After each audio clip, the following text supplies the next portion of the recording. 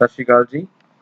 ਅੱਜ ਅਸੀਂ ਸਟਾਰਟ ਕਰਨ ਜਾ ਰਹੇ ਹਾਂ ਜੀ ਸਾਡਾ ਬਹੁਤ ਇੰਪੋਰਟੈਂਟ ਚੈਪਟਰ ਹੈ ਜੀ ਓਸ਼ੀਆਨੋਗ੍ਰਾਫੀ।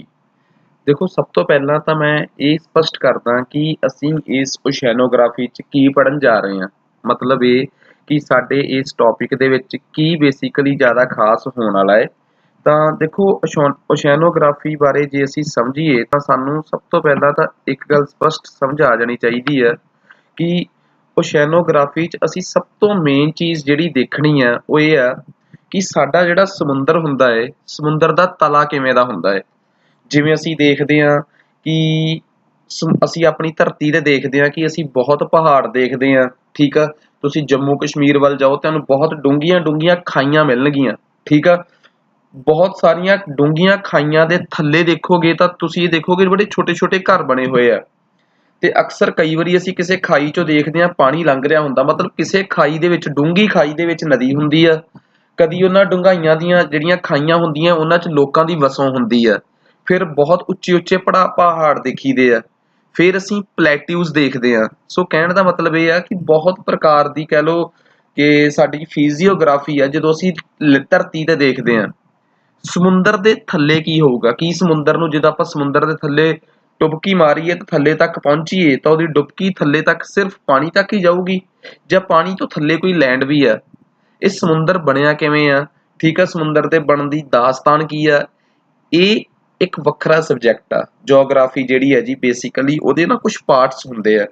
ਜਦੋਂ ਮੈਨੂੰ ਮਤਲਬ ਕਿ ਕੁਐਰੀਜ਼ ਆਉਂਦੀਆਂ ਹੈ ਕਿ ਜੀ ਜਿਹੜੇ ਸਾਡੇ ਐਗਜ਼ਾਮ ਹੁੰਦੇ ਆ ਜਾਂ ਜੋ UPSC ਜਾਂ PPSC ਪ੍ਰੀ ਕੰਡਕਟ ਕਰਦੀ ਆ ਉਹਦੇ 'ਚ ਪਾਉਂਦੇ ਕੀ ਆ। ਉਹ UPSC ਦੇ ਪ੍ਰੀ 'ਚ ਕੀ ਆਉਂਦਾ ਹੈ, PPSC ਦੇ ਪ੍ਰੀ 'ਚ ਕੀ ਆਉਂਦਾ ਹੈ। ਤੇ ਜਦੋਂ ਸਾਡੇ ਤੋਂ ਇਹ ਪੁੱਛਿਆ ਜਾਂਦਾ ਹੈ ਨਾ ਕਿ UPSC ਦੇ ਪ੍ਰੀ 'ਚ ਜਾਂ PPSC ਦੇ ਪ੍ਰੀ 'ਚ ਕੀ ਪੁੱਛਿਆ ਜਾਊਗਾ, ਤਾਂ ਇਹ ਚੀਜ਼ ਬੜੀ ਸਪਸ਼ਟ ਆ ਕਿ UPSC ਹੋਵੇ ਤੇ ਚਾਹੇ ਹੋਵੇ PPSC, UPSC ਤੇ PPSC ਦੇ ਪ੍ਰੀ ਐਗਜ਼ਾਮ ਦੇ ਵਿੱਚ, ਪ੍ਰੀਲਿਮਸ ਦੇ ਐਗਜ਼ਾਮ ਦੇ ਵਿੱਚ ਜਾਂ ਹੋਰ ਆਪਣੇ ਐਗਜ਼ਾਮਸ, ਇਹਦੇ 'ਚ ਕਦੀ ਵੀ ਇਸ ਗੱਲ ਤੇ ਨਾ ਜਾਇਓ ਕਿ ਉਹ ਜੀ ਇੰਡੀਆ ਦੀ ਜੀਓਗ੍ਰਾਫੀ ਪੁੱਛਣਗੇ ਕਿ ਵਰਲਡ ਦੀ ਜੀਓਗ੍ਰਾਫੀ ਪੁੱਛਣਗੇ।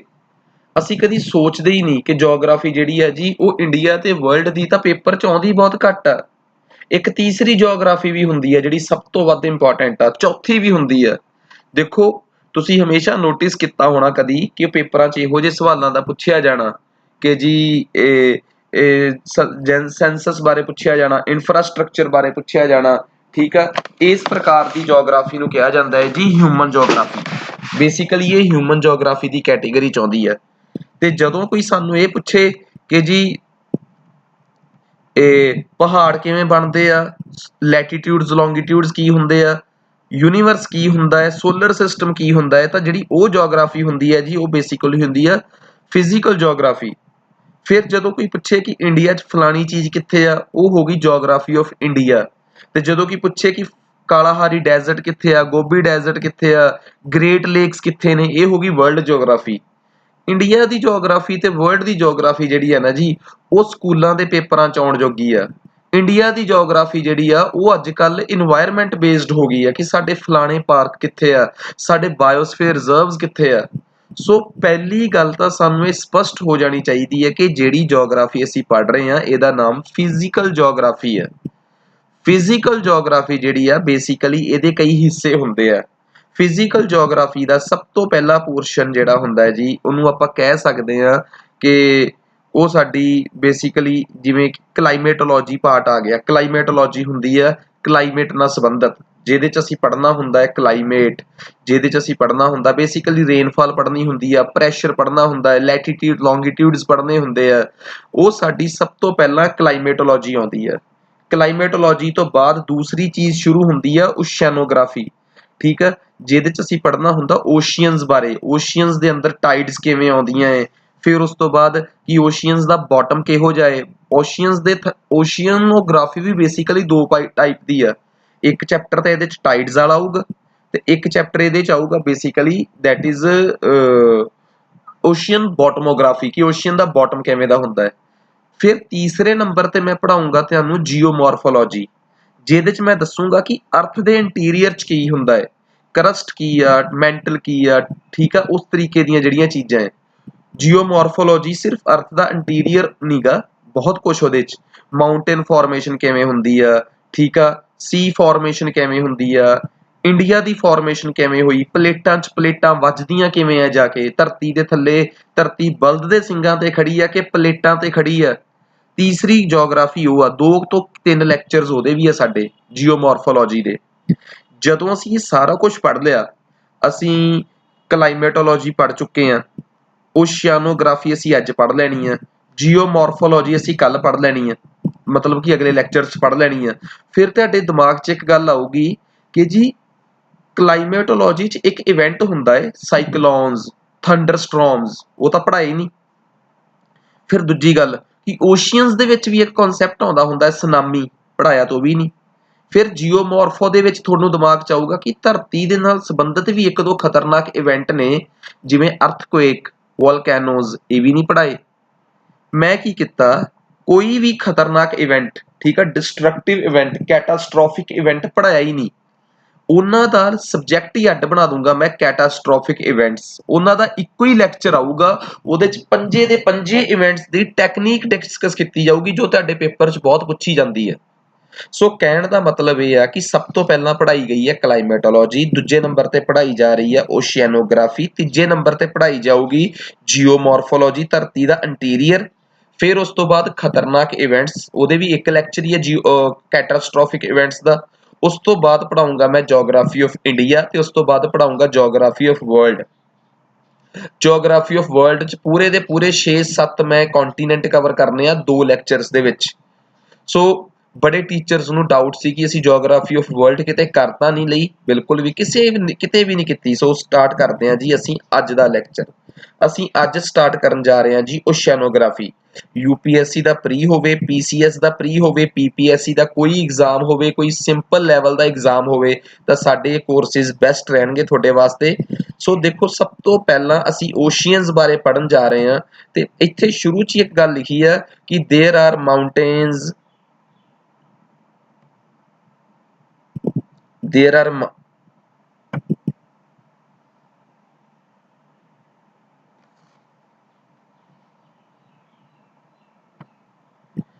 basins, plateaus, ridges, canyons and trenches beneath the ocean water too। मतलब ਸਾਫ਼ ਸਮਝਿਓ, ਹੁਣ ਬਹੁਤ ਇੰਪੋਰਟੈਂਟ ਗੱਲ ਆ। ਜਿਹੜੀ ਚੀਜ਼ਾਂ ਮੈਂ ਤੁਹਾਨੂੰ ਚੰਗੀ ਤਰ੍ਹਾਂ ਸਮਝਾਉਣ ਜਾ ਰਿਹਾ ਨਾ, ਇਸ ਚੀਜ਼ ਨੂੰ ਬਹੁਤ ਜ਼ਿਆਦਾ ਕਨਸੈਪਚੁਅਲੀ ਸਮਝਿਓ, ਕਿਉਂਕਿ ਇਹਦੇ 'ਚੋਂ ਆਬਜੈਕਟਿਵ ਸਵਾਲ ਦੇ ਆਉਣ ਦੇ ਚਾਂਸਿਸ ਬਹੁਤ ਜ਼ਿਆਦਾ ਹੋ ਜਾਂਦੇ ਆ। ਦੇਖੋ, ਬਿਲਕੁਲ ਸਿੰਪਲ ਜੀ ਗੱਲ ਆ ਕਿ ਅਸੀਂ ਪੜਾਂਗੇ ਕੀ, ਹੁਣ ਸਾਡੇ ਵਾਸਤੇ ਇਹਦੇ 'ਚ ਪੜ੍ਹਨ ਲਈ ਹੈ ਕੀ ਆ। ਤੁਸੀਂ ਇਹ ਸਮਝਿਓ ਕਿ ਓਸ਼ੀਅਨਸ ਦੇ ਥੱਲੇ ਬਹੁਤ ਕੁਛ ਆ। ਓਸ਼ੀਅਨਸ ਦੇ ਥੱਲੇ ਤੁਹਾਨੂੰ ਪਲੇਟਿਊਜ਼ ਮਿਲਣਗੇ, ਬੇਸਿਨਸ, ਮਾਊਂਟੇਨਸ, ਰਿਜਿਸ, ਕੈਨਿਓਨਸ, ਟ੍ਰੈਂਚਿਸ। ਇਹ ਸਾਰਾ ਕੁਝ ਹੁੰਦਾ ਕੀ ਹੈ, ਇਹ ਸਾਰਾ ਕੁਝ ਆਪਾਂ ਅੱਗੇ ਜਾ ਕੇ ਜਦੋਂ ਫੋਟੋਜ਼ 'ਚ ਦੇਖਾਂਗੇ ਨਾ, ਤਾਂ ਮੈਨੂੰ ਲੱਗਦਾ ਹੈ ਕਿ ਇੱਥੇ ਬੋਲ ਕੇ ਦੱਸਣ ਨਾਲੋਂ ਫੋਟੋਜ਼ ਦੇ ਵਿੱਚ ਜ਼ਿਆਦਾ ਕਲੀਅਰ ਹੋਣਾ ਚਾਹੀਦਾ ਹੈ। ਦੇਖੋ, ਸਭ ਤੋਂ ਪਹਿਲੀ ਗੱਲ, ਇਹ ਸਾਰੀਆਂ ਚੀਜ਼ਾਂ ਕਹਿੰਦੇ ਸਮਝਣ ਤੋਂ ਪਹਿਲਾਂ ਤੁਸੀਂ ਇਹ ਸਮਝ ਲਓ ਕਿ ਓਸ਼ੀਅਨ ਦੇ ਵਿੱਚ ਜਿਹੜੀ ਚੀਜ਼ ਸਭ ਤੋਂ ਮੇਨ ਆ, ਉਹ ਆ ਓਸ਼ੀਅਨ ਦੇ 4 ਪਾਰਟ, ਜਿਹਦੇ 'ਚ ਅਸੀਂ ਸਭ ਤੋਂ ਪਹਿਲਾਂ ਪੜਾਂਗੇ ocean continental shelf, continental slope, abyssal plain and ocean deep. ਇਹ 4 ਚੀਜ਼ਾਂ ਓਸ਼ੀਅਨ ਦੇ ਵਿੱਚ ਮੈਨੇ ਰੱਖਦੀਆਂ ਹੈ। ਇਹ ਸਾਰੀਆਂ ਚੀਜ਼ਾਂ ਨੂੰ ਸਭ ਤੋਂ ਪਹਿਲਾਂ ਸਮਝਣਾ ਬੇਹੱਦ ਜ਼ਰੂਰੀ ਹੈ, ਤੇ ਜੇ ਸਾਰੀਆਂ ਚੀਜ਼ਾਂ ਨੂੰ ਸਮਝਣਾ ਹੈ ਤਾਂ ਸਭ ਤੋਂ ਪਹਿਲਾਂ ਸਾਨੂੰ ਇੱਕ ਡਾਇਗਰਾਮ ਤੇ ਜਾਣਾ ਪਊਗਾ।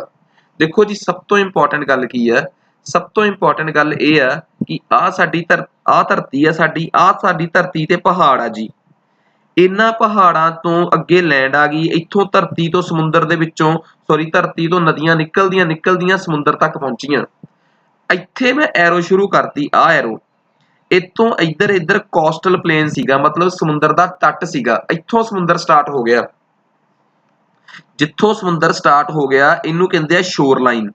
ਆ ਰਿਹਾ ਜੀ ਸ਼ੋਰ ਲਾਈਨ। ਇਸ ਲਾਈਨ ਤੋਂ ਪਿਛਲੇ ਪਾਸੇ ਵਾਲਾ ਸਾਰਾ ਹੁੰਦਾ ਹੈ ਕੋਸਟਲ ਪਲੇਨ। ਇਸ ਸ਼ੋਰ ਲਾਈਨ ਤੋਂ ਸਮੁੰਦਰ ਸਟਾਰਟ ਹੋ ਗਿਆ।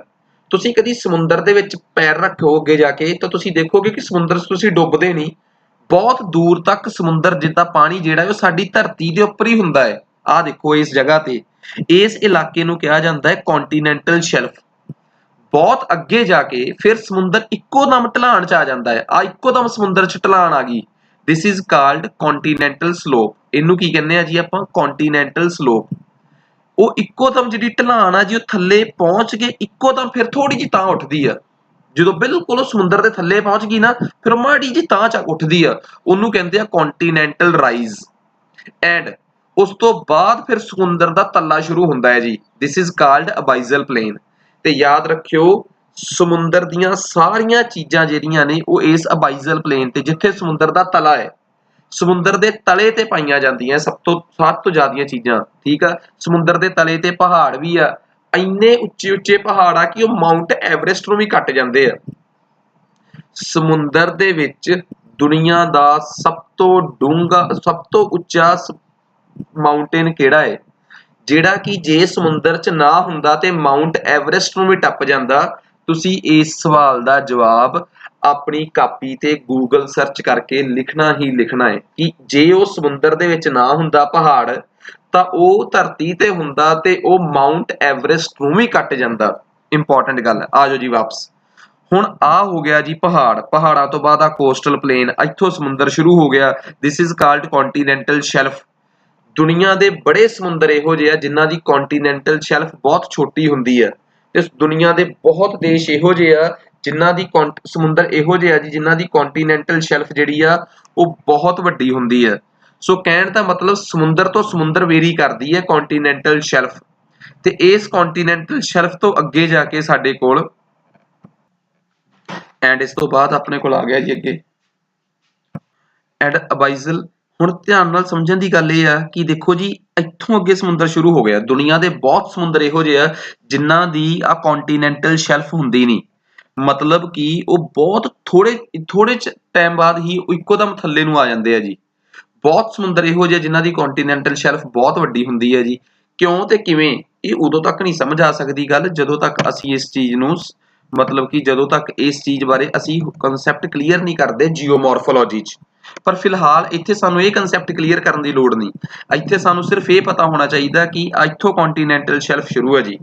ਹੁਣ ਇੱਕ ਗੱਲ ਹੋਰ, ਜਦੋਂ ਮੈਂ ਯੂਨਾਈਟਿਡ ਨੇਸ਼ਨਸ ਪੜ੍ਹਾਉਂਗਾ ਨਾ, ਤੁਸੀਂ ਕਹੋਗੇ ਯੂਨਾਈਟਿਡ ਨੇਸ਼ਨਸ ਵੱਲ ਕਿੱਥੇ ਚਲੇ ਗਿਆ? ਮਾੜਾ ਜਿਹਾ ਦੱਸਣਾ ਚਾਹੁੰਦਾ ਮੈਂ ਗੱਲ, ਇਹ ਨੋਟ ਕਰ ਲਿਓ, ਅਸੀਂ ਆਪਣੇ ਦਾਇਰੇ ਚੋਂ ਬਾਹਰ ਚਲੇ ਗਏ। ਯੂਨਾਈਟਿਡ ਨੇਸ਼ਨਸ ਵਾਲਿਆਂ ਨੇ ਵੀ ਇਹ ਤੈਅ ਕੀਤਾ ਹੋਇਆ ਕਿ ਤੁਸੀਂ ਆਪਣੀ ਕਿੰਨਾ ਕੁ ਏਰੀਆ ਇੱਕ ਦੇਸ਼ ਸਮੁੰਦਰ ਦੇ ਵਿੱਚ ਕਵਰ ਕਰ ਸਕਦਾ ਹੈ, ਜਿੱਥੋਂ ਤੱਕ ਉਸ ਦੇਸ਼ ਦੇ ਆਪਣੇ ਪਰਸਨਲ ਅਧਿਕਾਰ ਹੋਣਗੇ।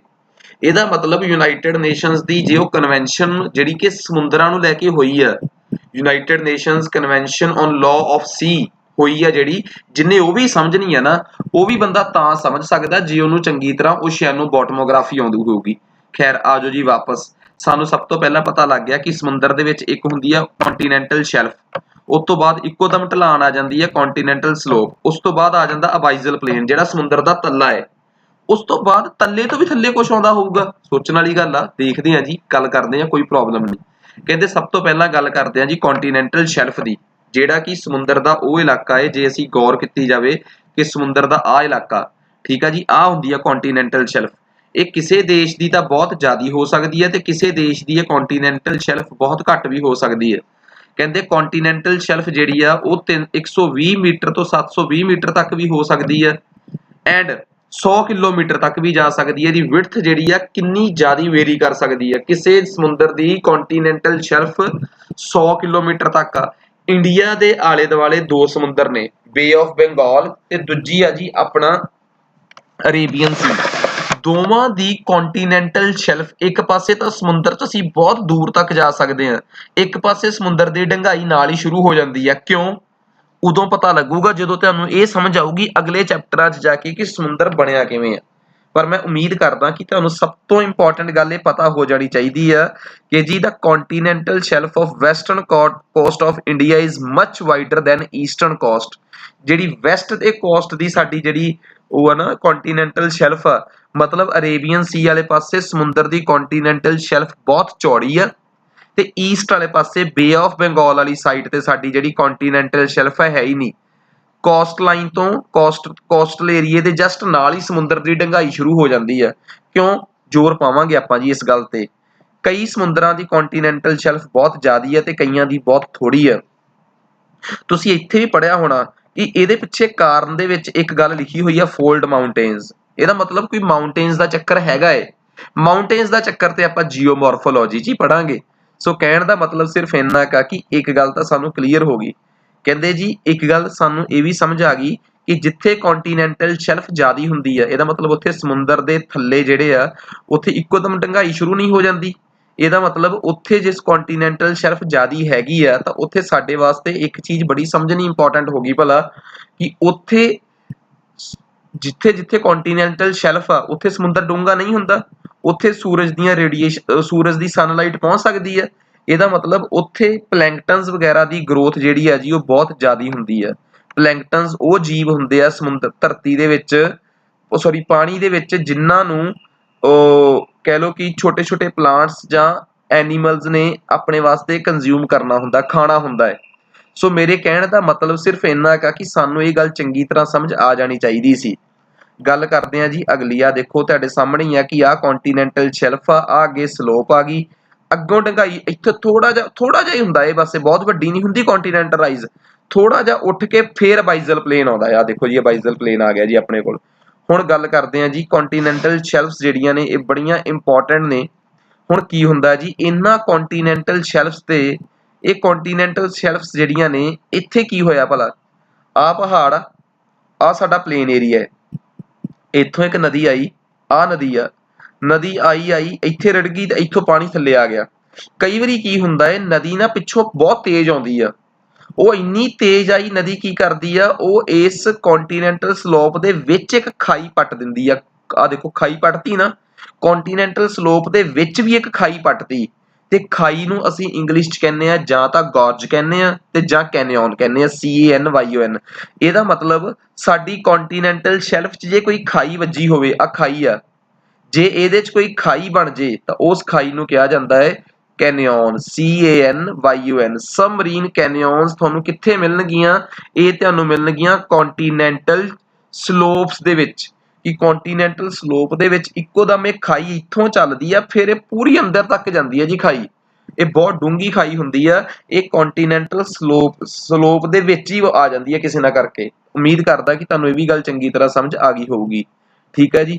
ਸੋ ਕਹਿਣ ਦਾ ਮਤਲਬ ਇਹ ਆ। ਉਸ ਤੋਂ ਬਾਅਦ ਆ ਗਿਆ ਜੀ ਕੰਟੀਨੈਂਟਲ ਸਲੋਪ। ਕੰਟੀਨੈਂਟਲ ਸਲੋਪ ਨੂੰ ਪੜ੍ਹਨ ਤੋਂ ਬਾਅਦ ਮੈਂ ਤੁਹਾਨੂੰ ਦੱਸਿਆ ਕਿ ਜਿੱਥੇ ਕੰਟੀਨੈਂਟਲ ਸਲੋਪ ਮੁੱਕਦੀ ਆ ਉੱਥੇ, ਕਿਉਂਕਿ ਸਭ ਤੋਂ ਪਹਿਲੀ ਗੱਲ ਇਹ ਆ ਕਿ ਸਾਨੂੰ ਚੰਗੀ ਤਰ੍ਹਾਂ ਪਤਾ ਹੈ ਕਿ ਇੱਥੇ ਬਾਹਰਲੀਆਂ ਨਦੀਆਂ ਦਾ ਆ ਕੇ ਸਾਰਾ ਡਿਪੋਜ਼ਿਟ ਪਾਣੀ ਚ ਆਇਆ, ਉਹ ਪਾਣੀ ਦਾ ਡਿਪੋਜ਼ਿਟ ਸਲੋਪ ਤੋਂ ਇੱਕਦਮ ਢਲਾਣ ਸੀਗੀ, ਥੱਲੇ ਡਿੱਗੀ ਗਿਆ, ਥੱਲੇ ਢਲਾਣ ਮੁੱਕ ਗਈ, ਉਹ ਥੱਲੇ ਇਕੱਠਾ ਹੋਈ ਗਿਆ, ਜਿੱਥੇ ਇਕੱਠਾ ਹੋਈ ਗਿਆ ਉੱਥੇ ਉਚਾਈ ਜੀ ਬਣ ਗਈ, ਇਸੇ ਨੂੰ ਕਹਿੰਦੇ ਆ ਕੰਟੀਨੈਂਟਲ ਰਾਈਜ਼। ਇਸੇ ਚੀਜ਼ ਨੂੰ ਆਪਾਂ ਕੰਟੀਨੈਂਟਲ, ਕਿਉਂਕਿ ਸਮੁੰਦਰ ਬਾਹਰੋਂ ਧਰਤੀ ਤੋਂ ਜਿੰਨਾ ਗੰਦ ਆਇਆ ਉਹ ਸਾਰਾ ਇਸ ਢਲਾਣ ਤੋਂ, ਤੁਸੀਂ ਆਹ ਸਮਝ ਲਓ ਕਿ ਇੱਥੋਂ ਪਾਣੀ, ਹੁਣ ਆਪਾਂ ਪਾਣੀ ਦੇ ਥੱਲੇ ਦੀ ਫੋਟੋ ਦੇਖ ਰਹੇ ਹਾਂ, ਆਹ ਵਾਲੀ, ਇੱਥੋਂ ਪਾਣੀ ਸ਼ੁਰੂ ਹੋ ਜਾਂਦਾ, ਆ ਰਿਹਾ ਐਰੋ ਜਿੱਥੇ ਕਰਸਰ ਆ, ਇਸ ਤੋਂ ਅੱਗੇ ਸਮੁੰਦਰ ਸ਼ੁਰੂ ਆ।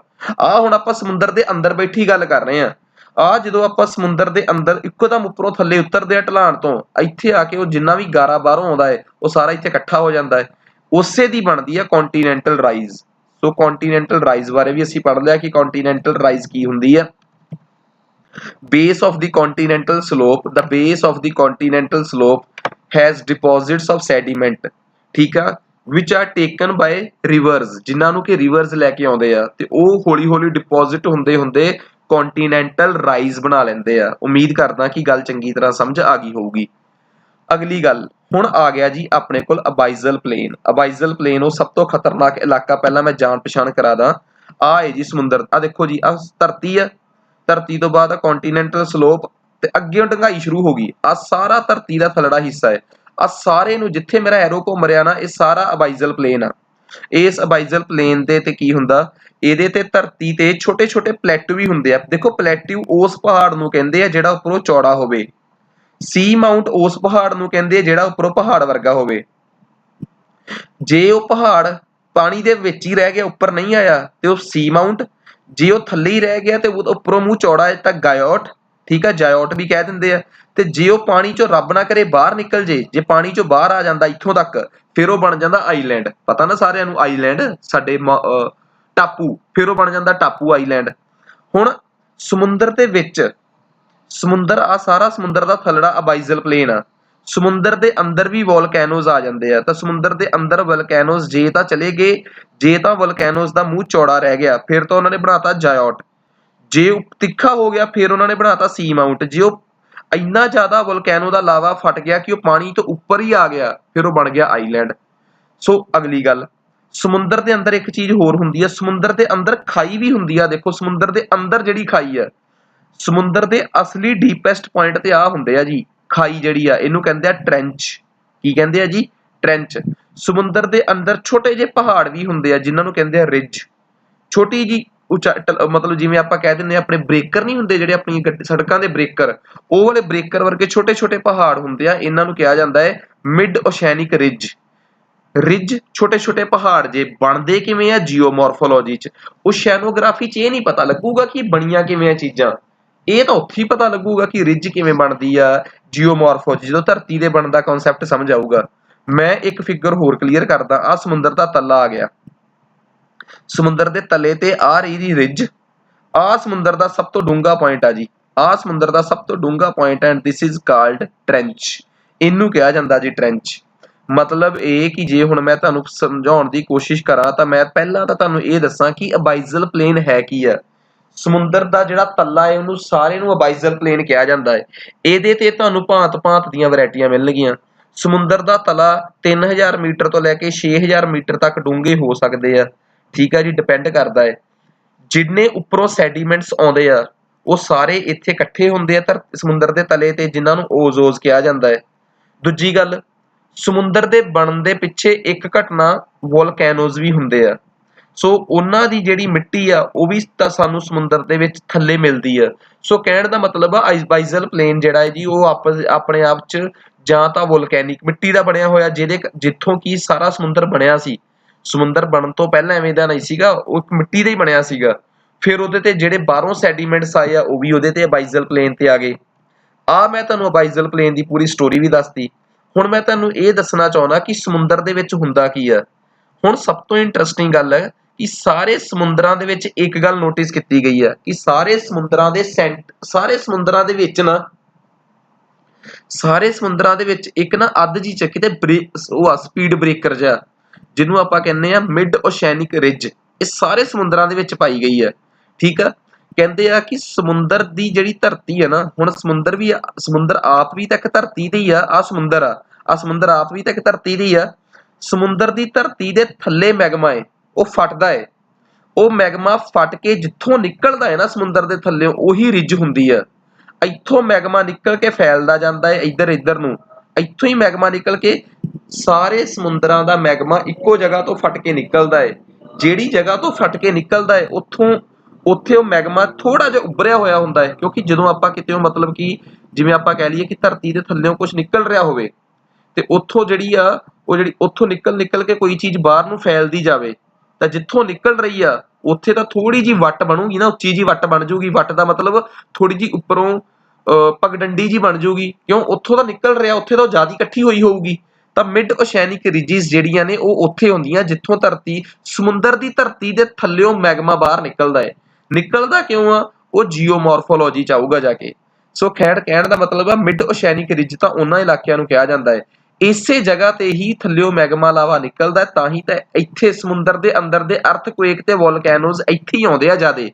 ਤੇ ਯਾਦ ਰੱਖਿਓ, ਸਮੁੰਦਰ ਦੇ ਅੰਦਰ ਜੇ ਹਿਲਜੁਲ ਹੋਈ ਨਾ ਤੇ ਪਾਣੀ ਵੀ ਹਿੱਲੂਗਾ, ਤੇ ਸਮੁੰਦਰ ਦੇ ਅੰਦਰ ਜਦੋਂ ਅਰਥਕੁਏਕ ਆਉਂਦਾ ਹੈ ਤਾਂ ਫੇਰ ਉਹ ਪਾਣੀ ਵੀ ਹਿੱਲਦਾ, ਤੇ ਪਾਣੀ ਦੇ ਹਿੱਲਣ ਨੂੰ ਹੀ ਸੁਨਾਮੀ ਕਹਿੰਦੇ ਆ। ਇਹਦਾ ਮਤਲਬ ਇੱਕ ਗੱਲ ਤਾਂ ਸਮਝ ਆ ਗਈ ਤੁਹਾਨੂੰ ਸਾਰਿਆਂ ਨੂੰ ਕਿ ਸੁਨਾਮੀ ਇੱਕ ਖਤਰਨਾਕ ਇਵੈਂਟ ਆ, ਕਿਉਂਕਿ ਉਹ ਲੋਕਾਂ ਦੀ ਜਾਨ ਲੈਂਦਾ ਹੈ। ਜਿਹੜੇ ਇਵੈਂਟ ਖਤਰਨਾਕ ਨੇ, ਚਾਹੇ ਉਹ ਵੋਲਕੈਨੋਜ਼ ਨੇ, ਚਾਹੇ ਅਰਥਕੁਏਕ ਨੇ, ਚਾਹੇ ਸੁਨਾਮੀਜ਼ ਨੇ, ਚਾਹੇ ਸਾਈਕਲੋਨਸ ਨੇ, ਚਾਹੇ ਉਹ ਹਵਾ ਨਾਲ ਰਿਲੇਟਡ ਆ, ਚਾਹੇ ਪਾਣੀ ਨਾਲ ਰਿਲੇਟਡ ਆ, ਤੇ ਚਾਹੇ ਧਰਤੀ ਨਾਲ ਰਿਲੇਟਡ ਆ, ਉਹ ਸਾਰੇ ਮੈਂ ਇਕੱਠੇ ਕਰਕੇ ਕੈਟਾਸਟ੍ਰੋਫਿਕ ਇਵੈਂਟਸ ਨਾਮ ਦੀ ਵੀਡੀਓ 'ਚ ਹੀ ਪੜਾਉਂਗਾ। ਉਮੀਦ ਕਰਦਾ ਕਿ ਸਬਮਰੀਨ ਰਿਜ ਤੁਹਾਨੂੰ ਸਮਝ ਆ ਗਈ ਹੋਊਗੀ। ਇਹ ਸਾਰੇ ਸਮੁੰਦਰਾਂ ਦੇ ਵਿੱਚ ਹੁੰਦੀ ਆ। ਆਹ ਦੇਖੋ ਜੀ, ਅਟਲਾਂਟਿਕ ਓਸ਼ੀਅਨ ਆ ਜਿਹੜਾ ਤੁਹਾਡੇ ਜਿੱਥੇ ਕਰਸਰ ਆ, ਇਹਦੇ ਬਿਲਕੁਲ ਵਿੱਚੋਂ ਵਿੱਚ ਆ ਜੀ ਇੰਡੀਅਨ ਓਸ਼ੀਅਨ ਆ ਗਿਆ ਜੀ ਅੱਗੇ। ਠੀਕ ਆ, ਇਹਦੀ ਇੰਡੀਅਨ ਓਸ਼ੀਅਨ ਜਿੱਥੇ ਇੰਡੀਆ ਹੈ, ਇੰਡੀਅਨ ਓਸ਼ੀਅਨ ਦੀ ਇੱਥੇ ਕਿਤੇ ਆ, ਆਹ ਰਿਜ ਆ ਪੈਸੀਫਿਕ ਓਸ਼ੀਅਨ ਆ, ਇਹਦੀ ਇੱਕ ਸੈਂਟਰ ਜੀ ਟੇਢੀ ਜੀ ਸਾਈਡ ਤੇ ਆ ਰਿਜ। ਹੁਣ ਸਭ ਤੋਂ ਪਹਿਲੀ ਰਿਜ ਇਹ ਕਿਹੜੇ ਸਮੁੰਦਰ 'ਚ ਲੱਭੀ ਦੁਨੀਆ 'ਚ? ਵਿਗਿਆਨੀਆਂ ਨੇ ਸਭ ਤੋਂ ਪਹਿਲਾਂ ਲੱਭੀ ਇਹ ਅਟਲਾਂਟਿਕ ਓਸ਼ੀਅਨ 'ਚ। ਤੇ ਜਿਹੜੇ ਅਟਲਾਂਟਿਕ ਓਸ਼ੀਅਨ 'ਚ ਸਭ ਤੋਂ ਪਹਿਲਾਂ ਲੱਭੀ, ਮਾੜੀ ਕਿਸਮਤ ਨੂੰ ਉੱਥੇ ਲੱਭੀ ਬਿਲਕੁਲ ਸੈਂਟਰ 'ਚ। इस करके सिट्टा कढ़ता कि ये मिड च ही हुंदी आ, इसे करके इहदा नाम रखता मिड ओशैनिक रिज। पर ਉਹਦਾ ਬਾਅਦ ਚ पता लगा कि सिर्फ ਜਿਹੜੇ ਸਮੁੰਦਰ 'ਚ ਸਭ ਤੋਂ ਪਹਿਲਾਂ ਲੱਭੀ ਆ ਉਸੇ ਹੀ ਸਮੁੰਦਰ ਦੇ ਮਿਡ 'ਚ ਆ, ਹੋਰ ਬਾਕੀ ਸਮੁੰਦਰਾਂ ਦੇ ਮਿਡ ਮੁੱਡ 'ਚ ਨਹੀਂ ਗੀ ਇਹ। ਸੋ ਕਹਿਣ ਦਾ ਮਤਲਬ ਇਹ ਸੀਗਾ ਕਿ ਸਾਨੂੰ ਮਿਡ ਓਸ਼ੈਨਿਕ ਰਿਜ ਜਿਹੜੀ ਆ ਉਹਦਾ ਕਨਸੈਪਟ ਪਤਾ ਲੱਗ ਗਿਆ।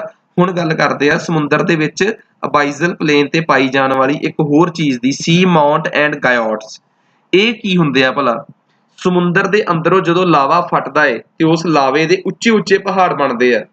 ਸਮੁੰਦਰ ਦੇ ਅੰਦਰੋਂ ਲਾਵਾ ਫਟ ਕੇ ਰਿਜ ਤਾਂ ਬਣਦੀ ਆ, ਪਰ ਕਈ ਵਾਰੀ ਲਾਵਾ ਇੰਨਾ ਜ਼ਿਆਦਾ ਫਟ ਜਾਂਦਾ ਕਿ ਉਹ ਬੜਾ ਉੱਚਾ ਇਕੱਠਾ ਹੋ ਜਾਂਦਾ ਹੈ। ਰਿਜਾਂ ਤਾਂ ਛੋਟੀਆਂ ਹੁੰਦੀਆਂ ਤੇ ਉਹ ਲਾਵਾ ਜੇ ਸਮੁੰਦਰ ਦੇ ਵਿੱਚ ਰਹਿ ਜੇ ਤਾਂ ਜੇ ਤਾਂ ਉਹ ਤਿੱਖਾ ਹੈ, ਉੱਪਰੋਂ ਚੁੰਝ ਵਾਲਾ ਹੈ, ਤਾਂ ਸੀ ਮਾਊਂਟ ਬਣੂਗਾ।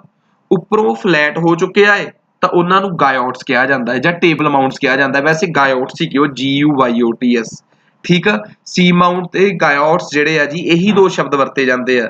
ਜੇ ਉਹ ਲਾਵਾ ਇਕੱਠਾ ਹੁੰਦਾ ਸਮੁੰਦਰ ਦੇ ਉੱਪਰ ਦਿਸਣ ਲੱਗ ਪਏ ਤਾਂ ਫਿਰ ਧਰਤੀ ਤੋਂ ਦਿਸਣ ਲੱਗ ਪਏ ਬਾਹਰੋਂ, ਫਿਰ ਉਹ ਆਈਲੈਂਡ ਹੋ ਜਾਂਦਾ ਜੀ। ਆਹ ਦੇਖੋ ਜੀ ਫੋਟੋ ਨੂੰ ਹੋਰ ਕਲੀਅਰ ਕੀਤਾ ਗਿਆ, ਇਹ ਗਾਇਓਟਸ ਬਣੇ ਹੋਏ ਆ, ਇਹ ਸੀ ਮਾਊਂਟ ਬਣਿਆ ਹੈ। ਜੇ ਇਹ ਉੱਪਰ ਆ ਜਾਂਦਾ ਇੱਥੇ ਦਿਸਣ ਲੱਗ ਪੈਂਦਾ ਫਿਰ ਇਹ ਬਣ ਜਾ ਆਪਣਾ ਕੀ ਭਲਾ, ਫਿਰ ਇਹ ਬਣਦਾ ਆਪਣਾ ਆਈਲੈਂਡ, ਠੀਕ ਆ ਜੀ। ਖੈਰ ਹੁਣ ਗੱਲ ਕਰਦੇ ਆ ਅਗਲੀ ਚੀਜ਼ ਦੀ। ਅਗਲੀ ਚੀਜ਼ ਆ ਗਈ ਸਾਡੇ ਕੋਲ ਟ੍ਰੈਂਚਿਸ। ਸਮੁੰਦਰ ਦੇ ਅੰਦਰ ਕਈ ਖਾਈਆਂ ਹੁੰਦੀਆਂ। ਆਹ ਦੇਖੋ ਜੀ, ਆਹ ਸਮੁੰਦਰ ਦੇ ਅੰਦਰ ਕਿੰਨੀ ਡੂੰਘੀ ਖਾਈ ਆ। ਸਮੁੰਦਰ ਦੇ ਅੰਦਰ ਬਹੁਤ ਡੂੰਘੀਆਂ ਖਾਈਆਂ ਹੁੰਦੀਆਂ ਹੈ ਤੇ ਸਮੁੰਦਰ ਦੇ ਅੰਦਰ ਦੀਆਂ ਡੂੰਘੀਆਂ ਖਾਈਆਂ ਨੂੰ ਕਿਹਾ ਜਾਂਦਾ ਹੈ ਟ੍ਰੈਂਚਿਸ। ਹਰ ਓਸ਼ੀਅਨ ਦੇ ਅੰਦਰ 2-2, 3-3, 4-4 ਟ੍ਰੈਂਚਿਸ ਨੇ। ਮਤਲਬ ਇੱਕ ਗੱਲ ਸਮਝਣ ਦੀ ਕੋਸ਼ਿਸ਼ ਕਰਿਓ, ਇੰਡੀਅਨ ਓਸ਼ੀਅਨਸ ਦੇ ਵਿੱਚ ਵੀ ਟ੍ਰੈਂਚਿਸ ਨੇ। ਟ੍ਰੈਂਚਿਸ ਸਮੁੰਦਰ ਦਾ ਸਭ ਤੋਂ ਡੂੰਘਾ ਪਾਰਟ ਹੁੰਦਾ ਹੈ। ਸਮੁੰਦਰ ਦਾ ਸਭ ਤੋਂ ਡੂੰਘਾ ਪਾਰਟ ਕੀ ਹੁੰਦਾ ਜੀ? ਟ੍ਰੈਂਚਿਸ ਹੁੰਦੇ ਆ, ਠੀਕ ਆ। ਪਾਣੀ ਦੇ ਅੰਦਰ ਆ, ਇਸ ਕਰਕੇ ਸਬਮਰੀਨ, ਮਰੀਨ ਦਾ ਮਤਲਬ ਵਾਟਰ, ਸਬ ਦਾ ਮਤਲਬ ਉਹਦੇ ਥੱਲੇ। ਤਾਂ ਯਾਦ ਰੱਖਿਓ ਇਹ ਟ੍ਰੈਂਚਿਸ ਜਿਹੜੀਆਂ ਨੇ ਇਹਨਾਂ 'ਚ ਸਭ ਤੋਂ ਇੰਪੋਰਟੈਂਟ ਟ੍ਰੈਂਚਿਸ ਜਿਹੜੀ ਟ੍ਰੈਂਚ ਆ ਜਿਹੜੀ ਉਹ ਆ ਜੀ ਆਪਣੀ ਮਰੀਨਾ ਟ੍ਰੈਂਚ, ਜਿਹੜੀ ਕਿ ਦੁਨੀਆ ਦੀ ਸਭ ਤੋਂ ਡੂੰਘੀ ਟ੍ਰੈਂਚ ਆ। ਤੇ ਜਿਹੜਾ ਉਹਦਾ ਮਰੀਨਾ ਟ੍ਰੈਂਚ ਦਾ ਸਭ ਤੋਂ ਡੂੰਘਾ ਪੁਆਇੰਟ ਆ ਨਾ, ਉਹਦਾ ਨਾਮ ਆ challenger deep. Challenger deep is the deepest point of Marina Trench and Marina Trench is a part of Pacific Ocean। ਹੁਣ ਤੁਸੀਂ ਕਹੋਗੇ ਟ੍ਰੈਂਚਿਸ ਬਣਦੀਆਂ ਕਿਉਂ ਨੇ? ਇਹ ਵੀ ਜਿਓਮੋਰਫੋਲੋਜੀ 'ਚ ਹੀ ਸਮਝ ਆਊਗਾ, ਠੀਕ ਆ ਜੀ। ਇਹ ਜ਼ਿਆਦਾਤਰ ਸਮੁੰਦਰਾਂ ਦੇ ਬਿਲਕੁਲ ਕੰਢਿਆਂ ਤੇ ਹੁੰਦੀਆਂ ਜਿੱਥੋਂ ਸਮੁੰਦਰ ਜਿਹੜਾ ਜੀ ਉਹ ਧਰਤੀ ਦੇ ਨੇੜੇ ਮਿਲਣ ਵਾਲਾ ਹੁੰਦਾ ਹੈ, ਪਰ ਇਹ ਜ਼ਰੂਰੀ ਗੱਲ ਨਹੀਂ ਗੀ। ਸਮੁੰਦਰ ਦੇ ਵਿੱਚ ਹਰ ਸਮੁੰਦਰ ਦੇ ਵਿੱਚ 3-3, 4-4 ਟ੍ਰੈਂਚਿਸ ਜਿਹੜੀਆਂ ਨੇ ਅਕਸਰ ਦੇਖੀਆਂ ਗਈਆਂ ਹੈ। ਆਹ ਦੇਖੋ ਜੀ, ਪੈਸੀਫਿਕ ਓਸ਼ੀਅਨ ਦੇ ਵਿੱਚ ਸਭ ਤੋਂ ਡੂੰਘੀ ਟ੍ਰੈਂਚ ਆ ਮੈਰੀਨਾ ਟ੍ਰੈਂਚ। ਅਟਲਾਂਟਿਕ ਦੇ ਵਿੱਚ ਵੀ ਟ੍ਰੈਂਚ ਆ। ਇੰਡੀਅਨ ਓਸ਼ੀਅਨ ਦੀ ਡਾਇਨਾਮਾਟਾਈਨ ਟ੍ਰੈਂਚ ਬੜੀ ਮਸ਼ਹੂਰ ਆ। ਸਦਰਨ ਓਸ਼ੀਅਨ ਦੀ ਸਦਰਨ ਸਾਈਡ ਵਿੱਚ ਅਕਸਰ ਪੇਪਰ 'ਚ ਜਾਂ ਤਾਂ ਇੰਡੀਆ ਦੀ ਪੁੱਛੀ ਜਾਂਦੀ ਹੈ ਜੀ, ਸੁੰਡਾ ਟ੍ਰੈਂਚ ਆ ਜਿਹੜੀ, ਜਾਂ ਡਾਇਨਾਮਾਟਾਈਨ ਟ੍ਰੈਂਚ ਆ। ਪੈਸੀਫਿਕ ਓਸ਼ੀਅਨ ਦੀ ਵੈਸੇ ਸਭ ਤੋਂ ਮਸ਼ਹੂਰ ਆ ਜੀ ਮੈਰੀਨਾ ਟ੍ਰੈਂਚ। ਅਟਲਾਂਟਿਕ ਓਸ਼ੀਅਨ ਦੀ ਸਭ ਤੋਂ ਡੂੰਘੀ ਟ੍ਰੈਂਚ ਆ ਜੀ ਪਿਊਟੋ ਰੀਕਾ ਟ੍ਰੈਂਚ। ਸੋ ਮੈਂ ਤਾਂ ਦੱਸਦਾ ਤੁਹਾਨੂੰ ਇੰਪੋਰਟੈਂਟ ਟ੍ਰੈਂਚਿਸ ਕਿ ਦੁਨੀਆ ਦੀਆਂ ਕਿਹੜੀਆਂ ਟ੍ਰੈਂਚਿਸ ਕਿਹੜੇ-ਕਿਹੜੇ ਸਮੁੰਦਰ ਦੇ ਵਿੱਚ ਮਸ਼ਹੂਰ ਨੇ। ਟ੍ਰੈਂਚਿਸ ਸਭ ਤੋਂ ਡੂੰਘੇ ਪੁਆਇੰਟਸ ਨੂੰ ਕਿਹਾ ਜਾਂਦਾ ਹੈ। ਸੋ ਬੜੀ ਇੰਪੋਰਟੈਂਟ ਗੱਲ ਸੀ ਜੋ ਮੈਂ ਤੁਹਾਨੂੰ ਦੱਸਣ ਦੀ ਕੋਸ਼ਿਸ਼ ਕੀਤੀ ਹੈ। ਖੈਰ ਉਸ ਤੋਂ ਬਾਅਦ ਅਗਲੀ ਬੜੀ ਖੂਬਸੂਰਤ ਚੀਜ਼ ਆ, ਇਹਨਾਂ ਨੂੰ ਆਪਾਂ ਕਹਿੰਦੇ ਆ ਜੀ, ਤੁਹਾਡੀ ਸਕਰੀਨ ਤੇ ਦਿਸ ਰਿਹਾ ਹੋਣਾ ਤੁਹਾਨੂੰ, ਕੋਰਲ ਰੀਫਸ। ਇਹ ਕੋਰਲ ਰੀਫਸ ਕੀ ਹੁੰਦੇ ਆ ਜੀ? ਸਮੁੰਦਰ ਦੇ ਅੰਦਰ ਬੜੇ ਸੋਹਣੇ ਖੂਬਸੂਰਤ ਲੱਗਣ ਵਾਲੇ ਜੀਵ ਜਿਹੜੇ ਆ, ਆਰਗੇਨਿਜ਼ਮ ਆ, ਇਹ ਕੋਰਲਸ ਨੇ, ਠੀਕ ਆ। ਇਹ ਕੋਰਲਸ ਕੀ ਚੀਜ਼ ਨੇ, ਕਿਵੇਂ ਬਣਦੇ ਆ, ਤੇ ਕੋਰਲਸ ਅੱਜ ਕੱਲ ਬੜੇ ਖਰਾਬ ਹੋ ਰਹੇ ਆ। ਦੇਖੋ ਕਿੱਡੀ ਇੰਪੋਰਟੈਂਟ ਚੀਜ਼ ਆ। ਕੋਰਲਸ ਦਾ ਖਰਾਬ ਹੋਣਾ ਨਹੀਂ ਮੈਂ ਇੱਥੇ ਪੜ੍ਹਾ ਸਕਦਾ। ਕੋਰਲਸ ਦਾ ਖਰਾਬ ਹੋਣਾ ਮੈਂ ਪੜ੍ਹਾਉਂਗਾ ਇਨਵਾਇਰਨਮੈਂਟ 'ਚ। ਇੱਥੇ ਮੈਂ ਪੜ੍ਹਾਉਂਗਾ ਕਿ ਕੋਰਲਸ ਕੀ ਹੁੰਦੇ ਆ। ਤੁਸੀਂ ਕਹੋਗੇ ਜਿਹੜੀ ਚੀਜ਼ ਅੱਗੇ ਪੜ੍ਹਾਉਣੀ ਆ ਉਹ ਫਿਰ ਹੁਣ ਕਿਉਂ ਦੱਸ ਰਹੇ ਹੋ ਤੁਸੀਂ? ਅਸਲ 'ਚ ਕਈ ਸਟੂਡੈਂਟਸ ਨੂੰ, ਕਈ ਐਸਪੀਰੈਂਟਸ ਨੂੰ ਇਹ ਬੜੀ ਕੁਐਰੀ ਹੁੰਦੀ ਹੈ ਕਿ ਕੋਰਲ ਰੀਫਸ ਤਾਂ ਪੜ੍ਹਾਈ ਤਾਂ ਇਹਨਾਂ ਨੇ, ਲੱਗਦਾ ਇਹਨਾਂ ਨੂੰ ਕੋਰਲ ਬਲੀਚਿੰਗ ਬਾਰੇ ਪਤਾ ਹੀ ਨਹੀਂ। ਸੋ ਮੈਂ ਦੱਸਣਾ ਚਾਹੁੰਦਾ ਕਿ ਜਿਹੜੀ ਚੀਜ਼ ਜਿਸ ਪੋਰਸ਼ਨ ਦੇ ਵਿੱਚ ਆਉਣੀ ਚਾਹੀਦੀ ਆ ਅਸੀਂ ਕੋਸ਼ਿਸ਼ ਕਰਾਂਗੇ ਕਿ ਉਹਨੂੰ ਉਸੇ ਪੋਰਸ਼ਨ 'ਚ ਹੀ ਫਿੱਟ ਕੀਤਾ ਜਾਵੇ, ਠੀਕ ਆ ਜੀ। ਅਸੀਂ ਇਹਦੇ ਨਾਲ, ਅਸੀਂ ਜੋ ਤਿਆਰੀ ਕਰ ਰਹੇ ਹਾਂ ਇਹਦੇ ਨਾਲ ਅਸੀਂ ਹਰ ਪ੍ਰਕਾਰ ਦਾ ਆਬਜੈਕਟਿਵ ਪੇਪਰ ਸੋਲਵ ਕਰ ਸਕਦੇ ਹਾਂ। ਸਾਡੀ ਤਿਆਰੀ ਜਿਹੜੀ ਆ ਇਹ ਪ੍ਰੀ ਓਰੀਐਂਟਡ ਆ, ਆਬਜੈਕਟਿਵ ਪੇਪਰਾਂ ਨੂੰ ਲੈ ਕੇ ਟਾਰਗੇਟ ਕਰ ਰਹੇ ਹਾਂ ਅਸੀਂ। ਸਬਜੈਕਟਿਵ ਪੇਪਰਾਂ ਦੀ ਤਿਆਰੀ ਦਾ ਤਰੀਕਾ ਹੋਰ ਹੁੰਦਾ ਹੈ। ਇਹ ਆਬਜੈਕਟਿਵ ਤਿਆਰੀ ਜਿਹੜੀ ਹੈ ਜੀ ਅਸੀਂ ਉਹਨੂੰ ਫੋਕਸ ਕਰ ਰਹੇ ਹਾਂ। ਸਬਜੈਕਟਿਵ ਤਿਆਰੀ ਤਾਂ ਬਹੁਤ ਡੂੰਘਾਈ 'ਚ ਜਾ ਕੇ ਹੁੰਦੀ ਹੈ। ਖੈਰ ਕੋਰਲ ਰੀਵਸ ਕੀ ਹੁੰਦੀਆਂ ਨੇ? ਕੋਰਲ ਰੀਵਸ ਬੇਸਿਕਲੀ ਓਸ਼ੀਅਨਸ ਦੇ ਵਿੱਚ ਹੁੰਦੀਆਂ ਬੇਸਿਕਲੀ। ਤਾਂ ਇੱਕ ਗੱਲ ਹੋਰ, ਇਹ ਕੋਰਲਸ ਬਣਦੇ ਕਿਹਦੇ ਤੋਂ ਆ? ਇਹ ਜਿਹੜੇ ਆਰਗੇਨਿਜ਼ਮਸ ਤੋਂ ਬਣਦੇ ਆ ਉਹਨਾਂ ਦਾ ਨਾਮ ਆ ਪੋਲਿਪਸ। ਜਿਹੜੇ ਪੋਲਿਪਸ ਨੇ ਬੇਸਿਕਲੀ ਉਹ ਕਿਹਦੇ ਬਣੇ ਹੁੰਦੇ ਆ?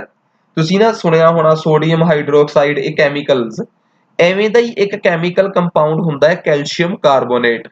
ਇਹ ਕੈਲਸ਼ੀਅਮ ਕਾਰਬੋਨੇਟ ਦੇ ਬਣੇ ਹੁੰਦੇ ਆ ਜੀ। ਤੁਸੀਂ ਇੱਕ ਗੱਲ ਦੇਖਿਓ, ਜਦੋਂ ਆ ਖੂਬਸੂਰਤ ਜਿਹਾ ਪੋਲਿਪ ਮਰ ਗਿਆ ਨਾ, ਇਹਨੇ ਵਾਈਟ ਹੋ ਜਾਣਾ ਹੈ, ਪੱਥਰ ਬਣ ਜਾਣਾ ਹੈ। ਇਹਨਾਂ ਪੱਥਰਾਂ ਨੂੰ ਹੀ ਕਿਤੇ ਰਾਮ ਸੇਤੂ ਦੇ ਨਾਲ ਕੰਪੇਅਰ ਕੀਤਾ ਗਿਆ। ਕੋਈ ਕਿਹਾ ਗਿਆ ਰਾਮ ਸੇਤੂ ਨਾਮ ਦਾ ਕੋਈ ਮੰਦਿਰ ਪੱਥਰ ਉਹ ਹੈ ਹੀ ਨਹੀਂ, ਪੁਲ ਹੈ ਨਹੀਂ, ਉੱਥੇ ਕੋਰਲਸ ਹੀ ਲਾਈਮਸਟੋਨ ਬਣੇ ਹੋਏ ਆ। ਦੇਖੋ ਮੈਂ ਹਮਾਰ ਵਾਰ ਇਹੀ ਕਹਿੰਦਾ ਹੁੰਦਾ ਕਿ ਜਿੱਥੇ ਆਸਥਾ ਹੈ ਉੱਥੇ ਕੋਈ ਕਿੰਤੂ ਪਰੰਤੂ ਨਹੀਂ ਹੋਣੀ ਚਾਹੀਦੀ। ਠੀਕ ਆ ਜੀ, ਮੁੱਕ ਦੀ ਗੱਲ ਬਸ ਇਹ ਆ ਕਿ ਜੋ ਹੈਗਾ ਹੈ ਉਹ ਹੈਗਾ ਹੈ। ਤਾਂ ਕੋਰਲਸ ਤੇ ਜੇ ਅਸੀਂ ਚੱਲੀਏ ਨਾ, ਤੇ ਕੋਰਲਸ ਜਿਹੜੇ ਆ ਉਹ ਜਿਹੜੇ ਪੌਦਿਆਂ ਤੋਂ ਬਣੇ ਉਹਨਾਂ ਨੂੰ ਪੋਲਿਪਸ ਕਿਹਾ ਜਾਂਦਾ ਹੈ।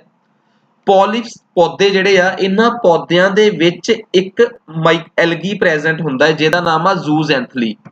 ਜ਼ੂਜ਼ੈਂਥਲੀ ਇੱਕ ਐਲਗੀ ਆ ਜਿਹੜਾ ਇਹਨਾਂ ਪੌਦਿਆਂ ਦੇ ਵਿੱਚ ਪ੍ਰੈਜ਼ੈਂਟ ਹੁੰਦਾ ਹੈ। ਪੌਦਿਆਂ ਨੂੰ, ਪੋਲਿਪਸ ਨੂੰ ਐਡਾ ਖੂਬਸੂਰਤ ਰੰਗ ਸਿਰਫ ਇਹਦੇ ਕਰਕੇ ਮਿਲਿਆ ਹੈ। ਜੇ ਇਹਦੇ ਅੰਦਰ ਜ਼ੂਜ਼ੈਂਥਲੀ ਐਲਗੀ ਮਰ ਗਿਆ ਤੇ ਸਮਝ ਲਓ ਕਹਾਣੀ ਖਤਮ। ਐਂਡ ਕੋਰਲਸ ਉਹਨੂੰ ਕੀ ਦਿੰਦੇ ਆ? ਕੋਰਲਸ ਉਹਨੂੰ ਰੋਟੀ ਬਣਾਉਣ ਦਾ ਪ੍ਰਬੰਧ ਕਰਕੇ ਦਿੰਦੇ ਆ। ਕੋਰਲਸ ਜਿਹੜੇ ਆ ਜੀ ਉਹ ਜ਼ੂਜ਼ੈਂਥਲੀ ਨਾਮ ਦੇ ਐਲਗੀ ਨੂੰ ਫੋਟੋਸਿੰਥੈਸਿਸ ਵਾਸਤੇ ਗਰਾਊਂਡ ਤਿਆਰ ਕਰਕੇ ਦਿੰਦੇ ਆ ਕਿ ਤੂੰ ਆਪਣੀ ਰੋਟੀ ਪਾਣੀ ਦਾ ਪ੍ਰਬੰਧ ਕਰ। ਇਹਦੇ ਬਦਲੇ ਜ਼ੂਜ਼ੈਂਥਲੀ ਇਹਨਾਂ ਨੂੰ ਕਲਰ ਦਿੰਦਾ ਹੈ। ਠੀਕ ਆ, ਜ਼ੂਜ਼ੈਂਥਲੀ ਕਰਕੇ ਹੀ ਇਹਨਾਂ ਦਾ ਕਲਰ ਆ। ਹੁਣ ਜਿੱਥੇ ਤੁਹਾਨੂੰ ਇੱਕ ਗੱਲ ਯਾਦ ਰੱਖਿਆ, ਮੈਂ ਇਹਨੂੰ ਇੱਕ ਟੌਪਿਕ ਪੜਾਉਂਗਾ এনवायरमेंट 'ਚ ਕਿ ਦੋ ਆਰਗੇਨਿਜ਼ਮਸ ਆਪਸ 'ਚ ਲੜ ਵੀ ਸਕਦੇ ਆ, ਇੱਕ ਜਿੱਤਦਾ ਹੈ ਤੇ ਇੱਕ ਹਾਰ ਵੀ ਸਕਦਾ ਹੈ। ਲੜਾਈ 'ਚ ਦੋਵੇਂ ਹਾਰ ਵੀ ਸਕਦੇ ਆ। ਲੜਾਈ 'ਚ ਦੋਵਾਂ ਦੀ ਵਿਨ ਵਿਨ ਸਿਚੁਏਸ਼ਨ ਵੀ ਹੋ ਸਕਦੀ ਹੈ ਕਿ ਤੂੰ ਮੇਰਾ ਭਲਾ ਕਰਦੇ, ਮੈਂ ਤੇਰਾ ਭਲਾ ਕਰਦਾ। ਇਹਨਾਂ ਸਾਰੀਆਂ ਗੱਲਾਂ ਵਾਸਤੇ ਬਾਇਓਲੋਜੀ ਜਾਂ এনवायरमेंट ਦੇ ਵਿੱਚ ਵੱਖਰੀ ਵੱਖਰੀ ਸ਼ਬਦਾਵਲੀ ਆ। ਤੁਸੀਂ ਕਹੋਗੇ ਫਿਰ ਬਾਇਓ ਦੀ ਸ਼ਬਦਾਵਲੀ ਇੱਥੇ ਕਿਉਂ ਆ ਗਈ? ਕਿਉਂਕਿ ਇੱਕ ਸ਼ਬਦ ਉਹਦੇ ਚੋਂ ਇੱਥੇ ਵੀ ਵਰਤਿਆ ਗਿਆ ਹੈ ਜਿਹਨੂੰ ਕਹਿੰਦੇ ਆ ਮਿਊਚੁਅਲਿਸਟਿਕ ਜਾਂ ਮਿਊਚੁਅਲਿਜ਼ਮ। ਮਿਊਚੁਅਲਿਜ਼ਮ ਦੋ ਪ੍ਰਾਣੀਆਂ ਦੇ ਵਿੱਚ, ਦੋ ਆਰਗੇਨਿਜ਼ਮਸ ਦੇ ਵਿੱਚ ਇਹੋ ਜਿਹਾ ਸੰਬੰਧ ਹੁੰਦਾ ਹੈ ਜਿੱਥੇ ਦੋਵੇਂ ਇਸ ਸਿਧਾਂਤ ਤੇ ਚੱਲਦੇ ਆ ਕਿ ਕਰ ਭਲਾ ਹੋ ਭਲਾ। ਵਿਨ ਵਿਨ ਸਿਚੁਏਸ਼ਨ ਜਿਹਨੂੰ ਕਹਿੰਦੇ ਆ ਕਿ ਤੂੰ ਮੇਰੀ ਰੋਟੀ ਦਾ ਪ੍ਰਬੰਧ ਕਰ ਦੇ ਤੇ ਮੈਂ ਤੇਰੇ ਰੰਗਾਂ ਦਾ ਪ੍ਰਬੰਧ ਕਰ ਦਿੰਦਾ। ਇਸ ਚੀਜ਼ ਨੂੰ ਮਿਊਚੁਅਲਿਜ਼ਮ ਕਿਹਾ ਜਾਂਦਾ ਹੈ। ਸੋ ਇਹ ਓਬਵੀਅਸ ਜੀ ਗੱਲ ਆ। ਹੁਣ ਇਸ ਤੋਂ ਬਾਅਦ ਆਪਣੇ ਕੋਲ ਆ ਗਿਆ ਕਿ ਜੀ ਜ਼ੂਜ਼ੈਂਥਲੀ ਜਿਹੜਾ ਜੀ ਉਹ ਇਹਨਾਂ ਨੂੰ ਫੋਟੋਸਿੰਥੈਸਿਸ ਵਾਸਤੇ, ਜ਼ੂਜ਼ੈਂਥਲੀ ਜਿਹੜਾ ਹੈ ਉਹਨੂੰ ਇਹ ਪ੍ਰੋਵਾਈਡ ਕਰਦੇ ਆ ਕੋਰਲਸ, ਤੇ ਉਹਦੇ ਬਦਲੇ ਕੋਰਲ ਜਿਹੜਾ ਜੀ ਉਹ ਇਹਨਾਂ ਦੀ ਬਿਊਟੀਫਿਕੇਸ਼ਨ ਵਾਸਤੇ ਰਿਸਪੌਂਸੀਬਲ ਆ। ਤੇ ਯਾਦ ਰੱਖਿਓ ਕੋਰਲਸ ਜਿਹੜੇ ਆ ਨਾ ਉਹਨਾਂ ਦੀ ਇੱਜ਼ਤ ਉਹੀ ਆ ਜਿਹੜੀ ਸਾਡੀ ਧਰਤੀ ਤੇ ਟ੍ਰੋਪੀਕਲ ਰੇਨ ਫੋਰੈਸਟਸ ਦੀ ਆ। ਟ੍ਰੋਪੀਕਲ ਰੇਨ ਫੋਰੈਸਟ ਉਹ ਜਿਹੜੇ ਟ੍ਰੋਪੀਕਲ ਇਲਾਕਿਆਂ 'ਚ ਇਕੁਏਟਰ ਦੇ ਨੇੜੇ ਤੇੜੇ ਬਹੁਤ ਸੰਘਣੇ ਰੁੱਖ ਆ। ਤੁਸੀਂ ਕਹੋਗੇ ਟ੍ਰੋਪੀਕਲ ਰੇਨ ਫੋਰੈਸਟ ਦੀ ਗੱਲ ਕੀ ਆ? ਸਾਡੀ ਧਰਤੀ ਤੇ ਜਿੰਨੀ ਕਾਰਬਨ ਡਾਈਆਕਸਾਈਡ ਪੈਦਾ ਹੁੰਦੀ ਹੈ ਨਾ, ਉਹਦਾ ਬਹੁਤ ਵੱਡਾ ਹਿੱਸਾ ਸਾਡੇ ਟ੍ਰੋਪੀਕਲ ਰੇਨ ਫੋਰੈਸਟ ਨੇ ਸਾਂਭਿਆ ਹੋਇਆ ਹੈ।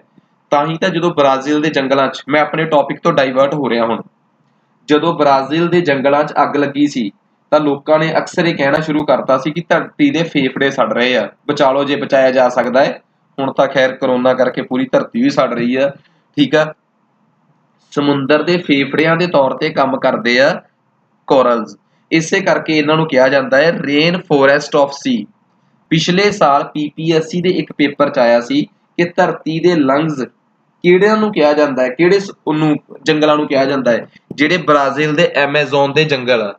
ਤੇ ਜੇ ਪੇਪਰ 'ਚ ਆ ਗਿਆ ਕਿ ਸਮੁੰਦਰ ਦੇ ਰੇਨ ਫੋਰੈਸਟ ਕਿਹਨੂੰ ਕਿਹਾ ਜਾਂਦਾ ਹੈ, ਤਾਂ ਤੁਸੀਂ ਕਹੋਗੇ ਕੋਰਲਸ ਨੂੰ। ਹੁਣ ਤੁਸੀਂ ਪੁੱਛੋਗੇ ਕੋਰਲਸ ਕਿੰਨੇ ਪ੍ਰਕਾਰ ਦੇ ਹੁੰਦੇ ਆ? ਕੋਰਲਸ ਫ੍ਰਿੰਜ ਰੀਫ 'ਚ ਹੋ ਸਕਦੇ ਆ, ਬੈਰੀਅਰ ਰੀਫ 'ਚ ਹੋ ਸਕਦੇ ਆ, ਤੇ ਅਟੋਲ 'ਚ ਹੋ ਸਕਦੇ ਆ। ਇਹ ਤਿੰਨਾਂ ਬਾਰੇ ਪੜ੍ਹਨ ਤੋਂ ਜ਼ਿਆਦਾ ਆਪਾਂ ਇਹਨਾਂ ਦੀ ਫਿਗਰ ਤੇ ਧਿਆਨ ਦਈਏ। ਫਿਗਰ ਜੇ ਆਪਾਂ ਨੂੰ ਕੱਲ ਕਲੀਅਰ ਹੋ ਗਈ। ਹੁਣ ਤੁਸੀਂ ਇੱਕ ਗੱਲ ਦੇਖੋ, ਸਮੁੰਦਰ ਦੇ ਅੰਦਰੋਂ ਕੋਈ ਵਲਕੈਨੋ ਫਟ ਕੇ ਬਾਹਰ ਆ ਜੇ, ਆ ਫਟ ਗਿਆ ਵਲਕੈਨੋ, ਇਹ ਬਣ ਗਿਆ island.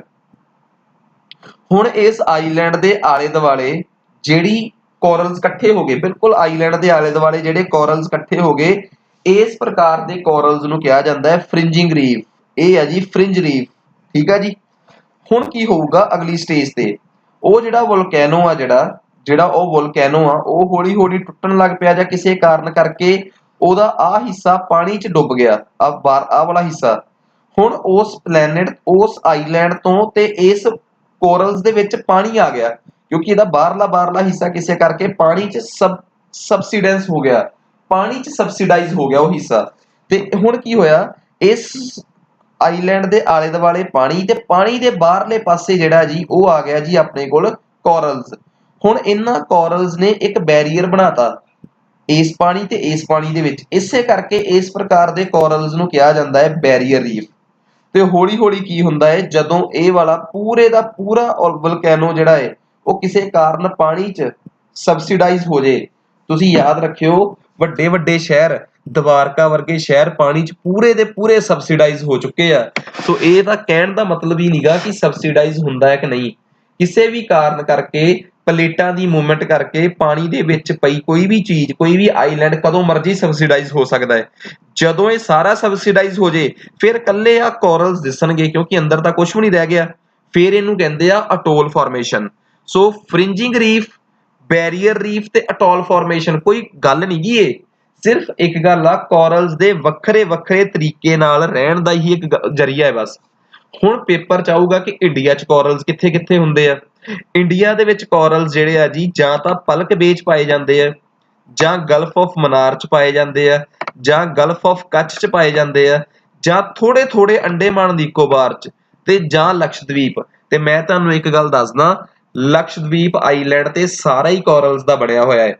Lakshadweep island is called coral island. ਕਿਵੇਂ ਭਲਾ ਕੋਰਲਸ ਦਾ ਕਿਵੇਂ ਬਣਿਆ ਹੈ? ਕੋਰਲਸ ਹੁੰਦੇ ਕੀ ਆ, ਕੋਰਲਸ ਦਾ ਅੰਦਰ ਇੱਕ ਪੌਦਾ ਹੁੰਦਾ ਹੈ ਪੋਲਿਪ, ਉਹਦੇ ਅੰਦਰ ਇੱਕ ਐਲਗੀ ਪਿਆ ਹੁੰਦਾ ਹੈ। ਜਦੋਂ ਉਸ ਐਲਗੀ ਦੀ ਮੌਤ ਹੋ ਜੇ ਤਾਂ ਫਿਰ ਕੋਰਲਸ ਦਾ ਵੀ ਰੰਗ ਉੱਡ ਜਾਂਦਾ ਹੈ, ਤਾਂ ਕੋਰਲਸ ਜਿਹੜੇ ਆ ਉਹ ਪੱਥਰ ਬਣ ਜਾਂਦੇ ਆ। ਫਿਰ ਉਸੇ ਪੱਥਰ ਦੇ ਉੱਪਰ ਅਗਲਾ ਕੋਰਲ ਉੱਗ ਜਾਂਦਾ ਹੈ, ਫਿਰ ਉਹ ਵੀ ਐਵੇਂ ਜਦੋਂ ਮਰ ਗਿਆ ਤਾਂ ਉਹ ਵੀ ਪੱਥਰ ਬਣ ਗਿਆ। ਪੱਥਰ ਦੇ ਉੱਪਰ ਪੱਥਰ ਦੇ ਉੱਪਰ ਪੱਥਰ ਦੇ ਉੱਪਰ ਪੱਥਰ ਦੀਆਂ ਲੇਅਰਸ ਬਣਦੀਆਂ ਗਈਆਂ, ਤੇ ਇਸ ਤਰੀਕੇ ਨਾਲ ਪੂਰੇ ਦਾ ਪੂਰਾ ਆਈਲੈਂਡ ਬਣ ਗਿਆ ਸਾਡਾ। Lakshadweep island is called coral island. ਲਿਖਣਾ ਹੋਊਗਾ ਤਾਂ ਲਿਖ ਲਿਓ। ਅੰਡੇਮਾਨ ਨਿਕੋਬਾਰ ਦੇ ਵੀ ਥੋੜੇ ਜਿਹੇ ਹਿੱਸੇ 'ਚ ਮਿਲਦੇ ਆ ਕੋਰਲਸ, ਪਰ ਪੂਰੇ ਦੇ ਪੂਰੇ ਆਈਲੈਂਡ ਨੂੰ ਮੈਂ ਨਹੀਂ ਕਹਿ ਸਕਦਾ। ਆ ਚੱਕੋ ਜੀ ਫੋਟੋ, ਕੋਰਲਸ ਇਨ ਇੰਡੀਆ ਦੀ ਜੇ ਆਪਾਂ ਗੱਲ ਕਰੀਏ, ਐਗਜ਼ਾਮਪਲ ਲਈਏ ਤਾਂ ਕੋਰਲਸ ਇਨ ਇੰਡੀਆ 'ਚ ਅਸੀਂ ਇਹ ਕਹਿ ਸਕਦੇ ਹਾਂ ਕਿ ਆ ਇੰਡੀਆ ਦਾ ਉਹ ਇਲਾਕਾ ਏ, ਆ ਰਿਹਾ ਜੀ ਕੱਛ ਦਾ ਇਲਾਕਾ, ਆ ਰਿਹਾ ਜੀ ਗੋਆ ਦਾ, ਆ ਪੂਰੇ ਦਾ ਪੂਰਾ ਲਕਸ਼ਦਵੀਪ, ਆ ਇਹ ਗਲਫ ਆਫ ਮਨਾਰ, ਆ ਪਲਕ ਬੇ। ਤੁਸੀਂ ਕਹੋਗੇ ਆ ਇੰਨੀਆਂ ਚੀਜ਼ਾਂ ਮੈਂ ਗਿਣਾਤੀਆਂ, ਇਹ ਮੈਂ geography of world through map ਦੇ ਵਿੱਚ ਸਮਝਾਈ ਹੋਈ ਗੱਲ ਆ ਜੀ। ਅੰਡੇਮਾਨ ਨਿਕੋਬਾਰ ਦੇਖੋ, ਮੈਪ ਬਣਾਉਣ ਵਾਲੇ ਨੇ ਗੜਬੜ ਕਰਤੀ। ਵੈਸੇ ਮੈਂ ਤਾਂ ਬੜੇ ਥੋੜੀ ਜਗ੍ਹਾ ਤੇ ਲੋਕੇਟ ਕਰਦਾ ਇਹਨੂੰ, ਪੂਰੇ ਦਾ ਪੂਰਾ ਲਕਸ਼ਦਵੀਪ ਲੋਕੇਟ ਕੀਤਾ ਜਾ ਸਕਦਾ ਹੈ। ਉਮੀਦ ਕਰਦਾ ਕਿ ਕਿਉਂਕਿ ਉਹ ਤਾਂ ਪੂਰੇ ਦਾ ਪੂਰਾ ਹੀ ਕੋਰਲ ਆਈਲੈਂਡ ਆ। ਖੈਰ, ਉਸ ਤੋਂ ਬਾਅਦ ਅੱਗੇ ਚੱਲਦੇ ਹਾਂ ਜੀ। ਅਗਲਾ ਟੌਪਿਕ ਆ ਜਿਹੜਾ ਸਾਡਾ, ਤੇ ਸਾਡਾ ਅਗਲਾ ਟੌਪਿਕ ਆ ਜੀ ਟਾਈਡਸ। ਟਾਈਡਸ ਬੜਾ ਇੰਪੋਰਟੈਂਟ ਟੌਪਿਕ ਆ ਜੀ। ਟਾਈਡਸ ਦੇ ਵਿੱਚ ਅਸੀਂ ਅਕਸਰ ਇਹ ਦੇਖਣ ਦੀ ਕੋਸ਼ਿਸ਼ ਕਰਦੇ ਹਾਂ ਕਿ ਟਾਈਡਸ ਦੇ ਵਿੱਚ ਸਾਡੀਆਂ ਛੱਲਾਂ, ਲਹਿਰਾਂ ਜਿਨ੍ਹਾਂ ਨੂੰ ਆਪਾਂ ਕਹਿ ਦਿੰਦੇ ਹਾਂ, ਕਿ ਸਮੁੰਦਰ ਦੇ ਵਿੱਚ ਪੀਰੀਓਡਿਕ ਰਾਈਜ਼ ਐਂਡ ਫਾਲ, ਮਤਲਬ ਕਿ ਇੱਕ ਸਮੇਂ ਤੋਂ ਬਾਅਦ ਪਾਣੀ ਦੀਆਂ ਲਹਿਰਾਂ ਦਾ ਆਉਣਾ, ਦਿਨ 'ਚ 2 ਵਾਰ ਇਹਨਾਂ ਦਾ ਆਉਣਾ, ਦਿਸ ਇਜ਼ ਕਾਲਡ ਟਾਈਡ। ਠੀਕ ਆ, ਇਹਨੂੰ ਆਪਾਂ ਟਾਈਡ ਕਹਿੰਦੇ ਆ। ਹੁਣ ਟਾਈਡ ਹੁੰਦੀ ਕਿਉਂ ਆ, ਕੀ ਕਾਰਨ ਆ ਕਿਸੇ ਟਾਈਡ ਦੇ ਹੋਣ ਪਿੱਛੇ? ਦੇਖੋ, ਧਰਤੀ ਤੋਂ ਉੱਪਰ ਚੰਦਰਮਾ ਹੈ, ਸਭ ਨੂੰ ਪਤਾ ਹੈ ਇਸ ਗੱਲ ਦਾ, ਤੇ ਅਗਲੇ ਪਾਸੇ ਆ ਜੀ ਸੂਰਜ।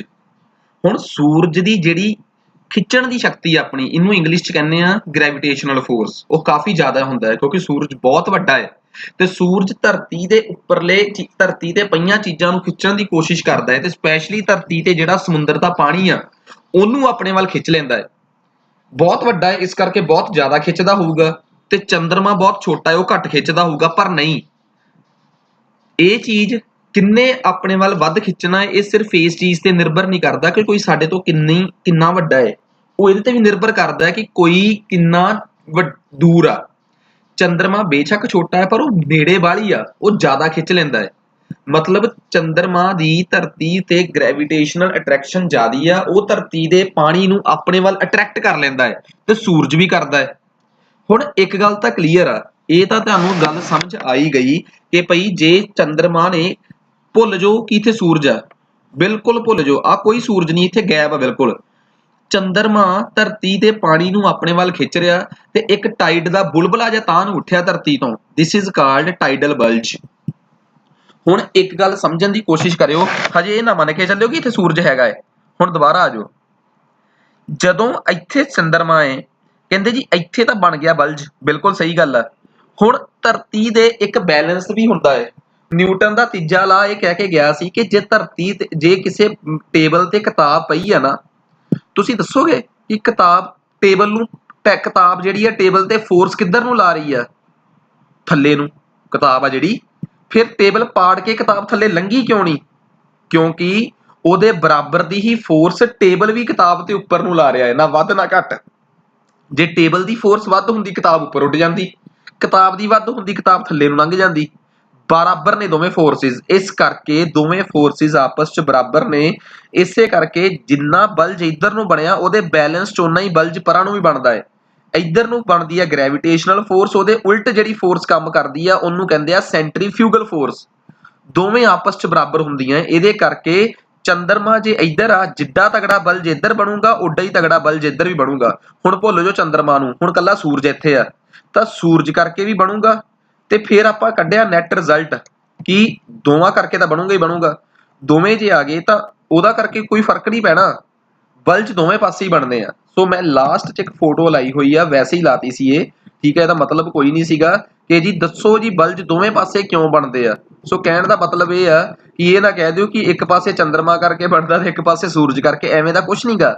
ਦੋਵੇਂ ਪਾਸੇ ਬਲਜ ਇਸ ਕਰਕੇ ਬਣਦੇ ਆ ਕਿ ਜੀ ਇੱਕ ਪਾਸੇ ਤਾਂ ਬਣਦਾ ਹੈ ਗ੍ਰੈਵਿਟੇਸ਼ਨਲ ਫੋਰਸ ਕਰਕੇ, ਦੂਜੇ ਪਾਸੇ ਉਸ ਫੋਰਸ ਨੂੰ ਬੈਲੈਂਸ ਕਰਨ ਵਾਸਤੇ ਜਿਹੜੀ ਸੈਂਟਰੀਫਿਊਗਲ ਫੋਰਸ ਪੈਦਾ ਹੋ ਜਾਂਦੀ ਹੈ। ਹੁਣ ਰੌਲਾ ਸਿਰਫ ਇਹ ਆ ਕਿ ਚੰਦਰਮਾ ਤੇ ਧਰਤੀ ਦੋਵੇਂ ਹੀ ਚੰਦਰਮਾ ਤੇ ਸੂਰਜ ਦੋਵੇਂ ਹੀ ਧਰਤੀ ਤੇ ਬਲਜ ਬਣਾਉਣ ਲਈ ਰਿਸਪੌਂਸੀਬਲ ਨੇ। ਪਰ ਜ਼ਿਆਦਾ ਬਣਦਾ ਕਿਹਦੇ ਕਰਕੇ ਆ ਜੀ? ਚੰਦਰਮਾ ਕਰਕੇ, ਕਿਉਂਕਿ ਚੰਦਰਮਾ ਦੀ ਗ੍ਰੈਵਿਟੇਸ਼ਨਲ ਪੁੱਲ ਜ਼ਿਆਦੀ ਆ। ਤੁਸੀਂ ਕਹੋਗੇ ਵੱਡਾ ਹੁੰਦਾ ਜ਼ਿਆਦਾ, ਮੈਂ ਕਹੂੰਗਾ ਨਹੀਂ, ਕਿਉਂਕਿ ਉਹ ਬੜਾ ਨੇੜੇ ਹੁੰਦਾ ਧਰਤੀ ਦੇ, ਇਸ ਕਰਕੇ ਜੀ। ਸੋ ਬੜੀ ਇੰਪੋਰਟੈਂਟ ਗੱਲ ਆ। ਹੁਣ ਇੱਕ ਗੱਲ ਦੇਖੋ, ਆਹ ਧਰਤੀ ਆ ਰਹੀ ਧਰਤੀ, ਇਹ ਧਰਤੀ ਜਿਹੜੀ ਆ ਜੀ ਉਹ ਅਕਸਰ ਰੋਟੇਟ ਕਰਦੀ ਆ, ਠੀਕ ਆ। ਧਰਤੀ ਦੀ ਰੋਟੇਸ਼ਨ ਹੁੰਦੀ ਆ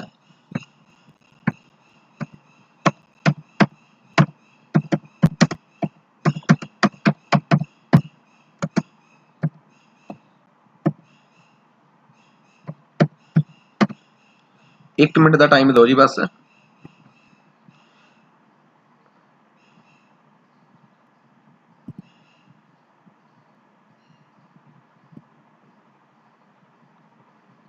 ਆਹ ਦੇਖੋ ਜੀ, ਧਰਤੀ ਜਿਹੜੀ ਆ ਜੀ ਉਹ ਰੋਟੇਟ ਕਰ ਰਹੀ ਹੈ ਜੀ, ਠੀਕ ਆ ਜੀ। ਹੁਣ ਇੱਕ ਚੀਜ਼ ਮੈਂ ਆਹ ਦੇਖੋ ਜੀ, ਅੱਗੇ ਆਪਣੇ ਕੋਲ ਆ ਗਿਆ ਕਿ ਧਰਤੀ ਇਸ ਤਰੀਕੇ ਨਾਲ ਮੰਨ ਲਓ ਸੂਰਜ ਦੇ ਦੁਆਰੇ ਰੋਟੇਟ ਕਰ ਰਹੀ ਹੈ ਜੀ, ਠੀਕ ਹੈ ਜੀ। ਆਹ ਚੀਜ਼ ਹੋ ਗਈ ਤੇ ਇੱਕ ਆਹ ਚੀਜ਼ ਹੋ ਗਈ, ਠੀਕ ਹੈ ਜੀ। ਤੁਸੀਂ ਇਹ ਵੀ ਮੰਨ ਕੇ ਚੱਲ ਸਕਦੇ ਹੋ ਕਿ ਆਹ ਸੂਰਜ ਆ ਤੇ ਆਹ ਧਰਤੀ ਆ। ਤੁਸੀਂ ਇਹ ਵੀ ਮੰਨ ਕੇ ਚੱਲ ਸਕਦੇ ਹੋ ਕਿ ਆਹ ਧਰਤੀ ਆ ਤੇ ਆਹ ਚੰਦਰਮਾ ਹੈ ਜੀ।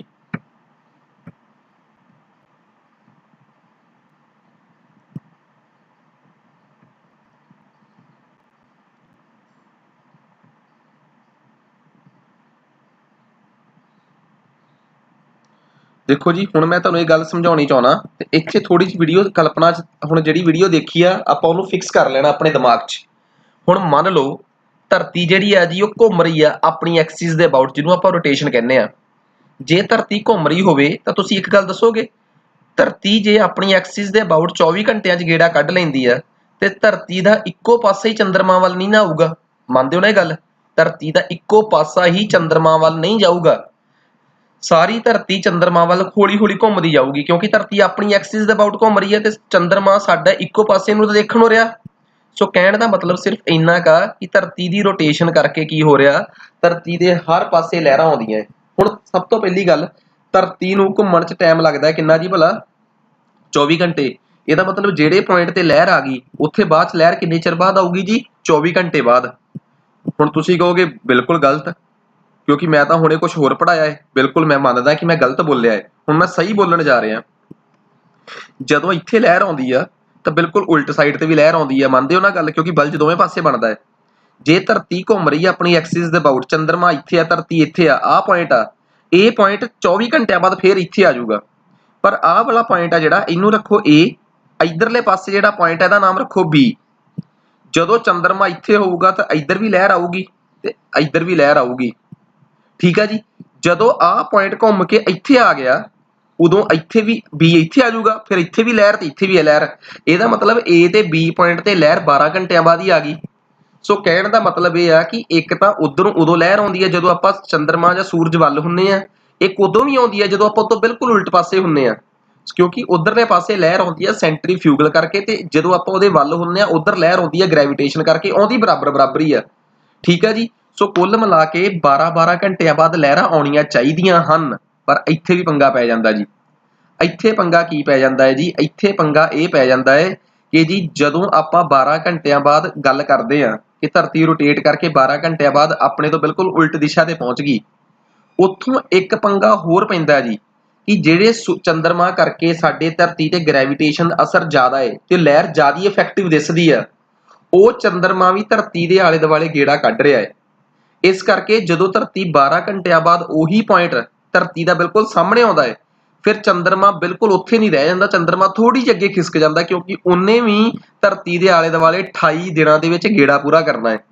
ਇਸ ਕਰਕੇ ਜਿਹੜਾ ਪੁਆਇੰਟ 12 ਘੰਟੇ ਪਹਿਲਾਂ ਉੱਥੇ ਸੀਗਾ, ਉਹ ਪੂਰੇ 12 ਘੰਟਿਆਂ ਬਾਅਦ ਚੰਦਰਮਾ ਨੂੰ ਫੇਰ ਫੇਸ ਕਰੂਗਾ, ਇਹ ਮਤਲਬ ਬਣਦਾ ਹੀ ਨਹੀਂ, ਕਿਉਂਕਿ ਉਦੋਂ ਚੰਦਰਮਾ ਆਪ ਧਰਤੀ ਦੇ ਆਲੇ ਦੁਆਲੇ ਗੇੜਾ ਕੱਢ ਰਿਹਾ, ਥੋੜੀ ਜਿਹੀ ਅੱਗੇ ਖਿਸਕ ਗਿਆ, ਉਹਦੇ ਕਰਕੇ ਉਸ ਪੁਆਇੰਟ ਨੂੰ ਥੋੜੇ ਜਿਹੇ ਵੱਧ ਮਿੰਟ ਲੱਗ ਜਾਂਦੇ ਆ, 23 ਮਿੰਟ ਉੱਪਰ ਲੱਗਦੇ ਆ। ਇਹਦਾ ਮਤਲਬ 12 ਘੰਟੇ ਤੇ 23 ਮਿੰਟ ਦਾ ਚੱਕਰ ਪੈ ਜਾਂਦਾ ਜੀ ਸਾਰਾ ਇਹ। ਸੋ ਇੰਨੇ ਚਿਰ ਬਾਅਦ ਦੁਬਾਰਾ ਫੇਰ ਜਾ ਕੇ ਟਾਈਡ ਬਣਦੀ ਹੈ, ਨਾ ਕਿ 12 ਘੰਟਿਆਂ ਬਾਅਦ। ਸਾਲ ਮਹੀਨੇ ਦਿਨ 'ਚ ਕਿੰਨੀਆਂ ਬਣ ਗਈਆਂ? 2, ਕਿਉਂਕਿ 12-12 ਦਾ ਉੱਕਾ ਫੁੱਕਾ ਟਾਈਮ ਲਾਓ ਤਾਂ 24 ਘੰਟਿਆਂ 'ਚ ਹਰ ਦਿਨ 'ਚ 2 ਟਾਈਡਸ ਤਾਂ ਘੱਟੋ ਘੱਟ ਆਉਂਦੀਆਂ ਹੀ ਆ। ਚੰਦਰਮਾ ਕਰਕੇ ਇੱਕ ਪੁਆਇੰਟ ਤੇ 2 ਟਾਈਡਸ ਤਾਂ ਦਿਨ 'ਚ ਆਉਣੀਆਂ ਹੀ ਆਉਣੀਆਂ ਜੀ। ਮੈਂ ਉਮੀਦ ਕਰਦਾ ਕਿ ਇਹ ਗੱਲ ਸਭ ਨੂੰ ਸਮਝ ਆ ਗਈ ਹੋਊਗੀ ਕਿ ਜੀ ਇੱਕ ਟਾਈਡ ਇੱਧਰ ਬਣਦੀ ਆ, ਇੱਕ ਇੱਧਰ। 12 ਘੰਟਿਆਂ ਬਾਅਦ ਆਹ ਵਾਲਾ ਪੁਆਇੰਟ ਨੇ ਘੁੰਮ ਕੇ ਇੱਧਰ ਚਲਾ ਜਾਣਾ, ਫਿਰ ਇੱਧਰ ਟਾਈਡ ਬਣ ਜਾਣੀ ਆ। ਤੋ ਇਹ ਵਨਸ ਔਰ ਟਵਾਈਸ ਅ ਡੇ ਵਾਲੇ ਜਿਹੜਾ ਕਨਸੈਪਟ ਆ, ਉਹ ਵੀ ਗੱਲ ਕਲੀਅਰ ਹੋ ਗਈ। ਹੁਣ ਗੱਲ ਕਰਦੇ ਆ ਜੀ ਇੱਕ ਟਾਈਡ ਦੀ। ਆਹ ਤਾਂ ਮੈਂ ਤੁਹਾਨੂੰ ਦੱਸ ਹੀ ਦਿੱਤਾ ਕਿ ਉਹ ਟਾਈਮ ਜਿਹੜਾ ਜੀ ਐਗਜ਼ੈਕਟ ਜਿਹੜਾ ਜੀ ਉਹ 12 ਘੰਟੇ ਤੇ 25 ਮਿੰਟ ਦਾ ਹੁੰਦਾ ਜੀ, ਹਾਈ ਟਾਈਡ ਤੇ ਲੋ ਟਾਈਡ ਦੇ ਵਿੱਚ। ਹੁਣ ਸਭ ਤੋਂ ਵੱਡੀ ਟਾਈਡ ਉੱਥੇ ਬਣੂਗੀ ਜਿੱਥੇ ਬਹੁਤ ਸੰਘਣਾ ਜਿਹਾ ਏਰੀਆ ਹੈ, ਜਿੱਥੇ ਬਹੁਤ ਸੰਘਣਾ ਜਿਹਾ। ਦੁਨੀਆ ਦੇ ਵਿੱਚ ਉਸ ਸਮੁੰਦਰ 'ਚ ਸਭ ਤੋਂ ਖਤਰਨਾਕ ਟਾਈਡ ਬਣਦੀ ਆ ਜਿਹਦੇ ਬਾਹਰ ਨਾ ਪਾਣੀ ਦੀਆਂ ਛੱਲਾਂ ਨੂੰ ਆਲੇ ਦੁਆਲੇ ਲੰਘਣ ਵਾਸਤੇ ਟਾਈਮ ਵੀ ਨਾ ਲੱਗੇ। ਮੈਂ ਇੱਕ ਐਗਜ਼ਾਮਪਲ ਤੁਹਾਨੂੰ ਦੇ ਰਿਹਾ, ਆਹ ਚੀਜ਼ ਧਿਆਨ ਨਾਲ ਸਮਝਿਓ। ਬੇ ਆਫ ਫੰਡੀ। ਹੁਣ ਮੈਂ ਆਹ ਦੱਸਦਾ ਤੁਹਾਨੂੰ ਕਿ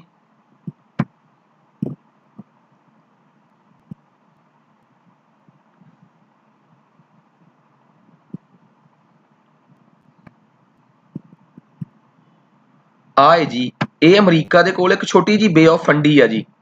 ਤੁਸੀਂ ਹਿਸਾਬ ਲਾ ਕੇ ਦੇਖੋ, ਇਹ ਨਾ ਜੇ ਤੁਸੀਂ ਅਰਥ ਦੇ ਮੈਪ ਤੇ ਵੀ ਦੇਖੋਗੇ ਨਾ, ਆਪਣੇ ਵਰਲਡ ਦੇ ਮੈਪ ਤੇ, ਤੁਹਾਨੂੰ ਦਿਸਣੀ ਨਹੀਂ ਇਹ ਬੇ। ਠੀਕ ਆ ਜੀ। ਇਹ ਬੇ ਆਫ ਫੰਡੀ ਕਿੰਨੀ ਚੌੜੀ ਆ ਦੇਖੋ, ਸਿਰਫ 11-10 ਮੀਟਰ ਇੰਨੀ। ਇਹਦੇ 'ਚ ਜਦੋਂ ਪਾਣੀ ਦੀ ਛੱਲ ਫਸ ਜਾਂਦੀ ਹੈ ਨਾ ਜਾ ਕੇ, ਤਾਂ ਫਿਰ ਉਹ ਨਿਕਲਣੀ ਔਖੀ ਹੋ ਜਾਂਦੀ ਉਹ ਪਾਣੀ ਦੀ ਛੱਲ। ਸੋ ਮੇਰੇ ਕਹਿਣ ਦਾ ਮਤਲਬ ਸਿਰਫ ਇੰਨਾ ਕਾ ਕਿ ਉਹ ਪਾਣੀ ਦੀ ਛੱਲ ਜਿਹੜੀ ਆ ਜੀ ਇੱਥੋਂ ਬਹੁਤ ਔਖੀ ਨਿਕਲਦੀ ਆ ਫਿਰ। ਸੋ ਇਸ ਦੁਨੀਆ ਦੀ ਇੱਕੋ ਇੱਕ ਇਹੋ ਜਿਹੀ ਖਾੜੀ ਆ ਜਿੱਥੇ ਸਭ ਤੋਂ ਉੱਚੀ ਟਾਈਡ ਆਉਂਦੀ ਆ। ਸੋ ਮੇਰੇ ਕਹਿਣ ਦਾ ਮਤਲਬ ਇਹ ਆ ਕਿ ਸਭ ਤੋਂ ਉੱਚੀ ਟਾਈਡ ਬੇ ਆਫ ਫੰਡੀ 'ਚ ਆਉਂਦੀ ਆ। ਦੂਜੀ ਗੱਲ, 2 ਟਾਈਡਸ ਦੇ ਵਿਚਲਾ ਟਾਈਮ ਜਿਹੜਾ ਜੀ, ਇੱਕੋ ਜਗ੍ਹਾ ਤੇ 2 ਟਾਈਡਸ ਆ ਜਾਣ, ਉਹਦੇ ਵਿਚਲਾ ਟਾਈਮ ਹੁੰਦਾ ਜੀ 12 ਘੰਟੇ 26 ਮਿੰਟ ਜਾਂ 12 ਘੰਟੇ 25 ਮਿੰਟ। ਕੋਈ ਬਾਹਲਾ ਫਰਕ ਨਹੀਂ ਇਹਨਾਂ ਗੱਲਾਂ 'ਚ। ਸੋ ਕਹਿਣ ਦਾ ਮਤਲਬ ਅਗਲੀ ਟਰਮ ਤੇ ਆ ਜਾਓ। ਹੁਣ ਅਗਲੀ ਟਰਮ ਜਿਹੜੀ ਮੈਂ ਤੁਹਾਨੂੰ ਸਮਝਾਉਣ ਦੀ ਕੋਸ਼ਿਸ਼ ਕਰ ਰਿਹਾ, that is flow tide and ebb tide. Flow tide ਦਾ ਦੂਜਾ ਨਾਮ ਹੁੰਦਾ ਜੀ ਫਲੱਡ ਟਾਈਡ, ਤੇ ਈਵ ਟਾਈਡ ਦਾ ਦੂਜਾ ਨਾਮ ਹੁੰਦਾ ਰਿਸੀਡਿੰਗ ਟਾਈਡ। ਬੇਸਿਕਲੀ ਕੀ ਹੁੰਦਾ ਹੈ, ਜਦੋਂ ਇੱਕ ਪਾਸੇ ਕਿਤੇ ਕਿਸੇ ਜਗ੍ਹਾ ਤੇ ਲਹਿਰ ਆਉਂਦੀ ਆ ਤਾਂ ਛੱਲ ਉੱਪਰ ਜਾਂਦੀ ਆ, ਫਿਰ ਉਸ ਤੋਂ ਬਾਅਦ ਛੱਲ ਥੱਲੇ ਆਉਂਦੀ ਆ, ਫਿਰ ਅਗਲੇ 12 ਘੰਟਿਆਂ ਬਾਅਦ ਛੱਲ ਫਿਰ ਉੱਪਰ ਉੱਠ ਜਾਂਦੀ ਹੈ ਜਾ ਕੇ।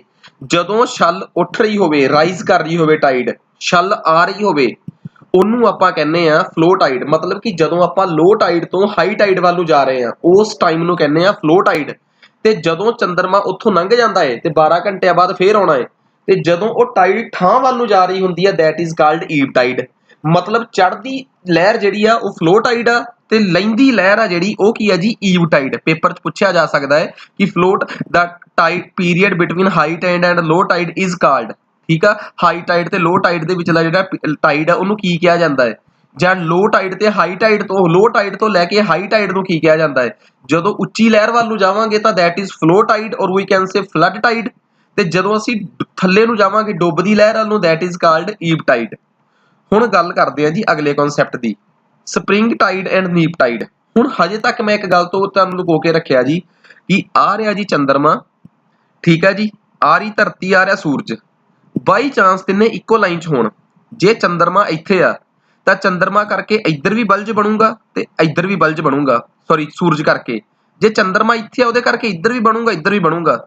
ਇਹਦਾ ਮਤਲਬ ਇੱਕ ਦੂਜੇ ਦੀ ਕਾਟ ਨਹੀਂ ਕੱਟ ਰਹੇ, ਇੱਕ ਦੂਜੇ ਦੀ ਮਦਦ ਕਰ ਰਹੇ ਆ, ਕਿਉਂਕਿ ਸੂਰਜ ਕਰਕੇ ਇੱਧਰ ਪਲੱਸ ਇੱਧਰ, ਚੰਦਰਮਾ ਕਰਕੇ ਇੱਧਰ ਪਲੱਸ ਇੱਧਰ, ਦੋਵੇਂ ਪਾਸੇ ਬਣ ਰਿਹਾ ਜੀ। ਇਸ ਕਰਕੇ ਅਸੀਂ ਇਹਨੂੰ ਕਹਿੰਦੇ ਆ ਜਦੋਂ ਦੋਵਾਂ ਦੀ ਨੈਟ ਸ਼ਕਤੀ ਇੱਕੋ ਪਾਸੇ ਨੂੰ ਐਡ ਹੋ ਜੇ, that is called spring tide. ਤਾਂ ਸਪ੍ਰਿੰਗ ਟਾਈਡ ਬਹੁਤ ਵੱਡੀ ਟਾਈਡ ਮੰਨੀ ਜਾਂਦੀ ਹੈ, ਕਿਉਂ? ਦੋਵਾਂ ਦੀ ਸ਼ਕਤੀ ਐਡ ਹੋ ਜਾਂਦੀ ਹੈ ਜੀ।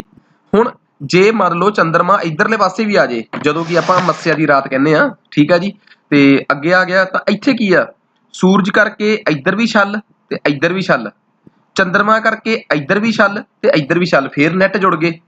ਚਾਹੇ ਇੱਕੋ ਲਾਈਨ 'ਚ ਹੋਣੇ ਜ਼ਰੂਰੀ ਆ, ਚਾਹੇ ਸੂਰਜ ਪਹਿਲਾਂ, ਚੰਦਰਮਾ ਪਹਿਲਾਂ ਆ ਗਿਆ, ਚਾਹੇ ਧਰਤੀ ਪਹਿਲਾਂ ਆ ਜੇ, ਮੁੱਕ ਦੀ ਗੱਲ ਆ ਦੋਵਾਂ ਹੀ ਸੂਰਤਾਂ ਦੇ ਵਿੱਚ ਜਦੋਂ ਤਿੰਨੇ ਇੱਕ ਲਾਈਨ 'ਚ ਹੋਣਗੇ ਤਾਂ ਉਸ ਟਾਈਮ ਛਲ ਬਹੁਤ ਵੱਡੀ ਬਣਦੀ ਆ।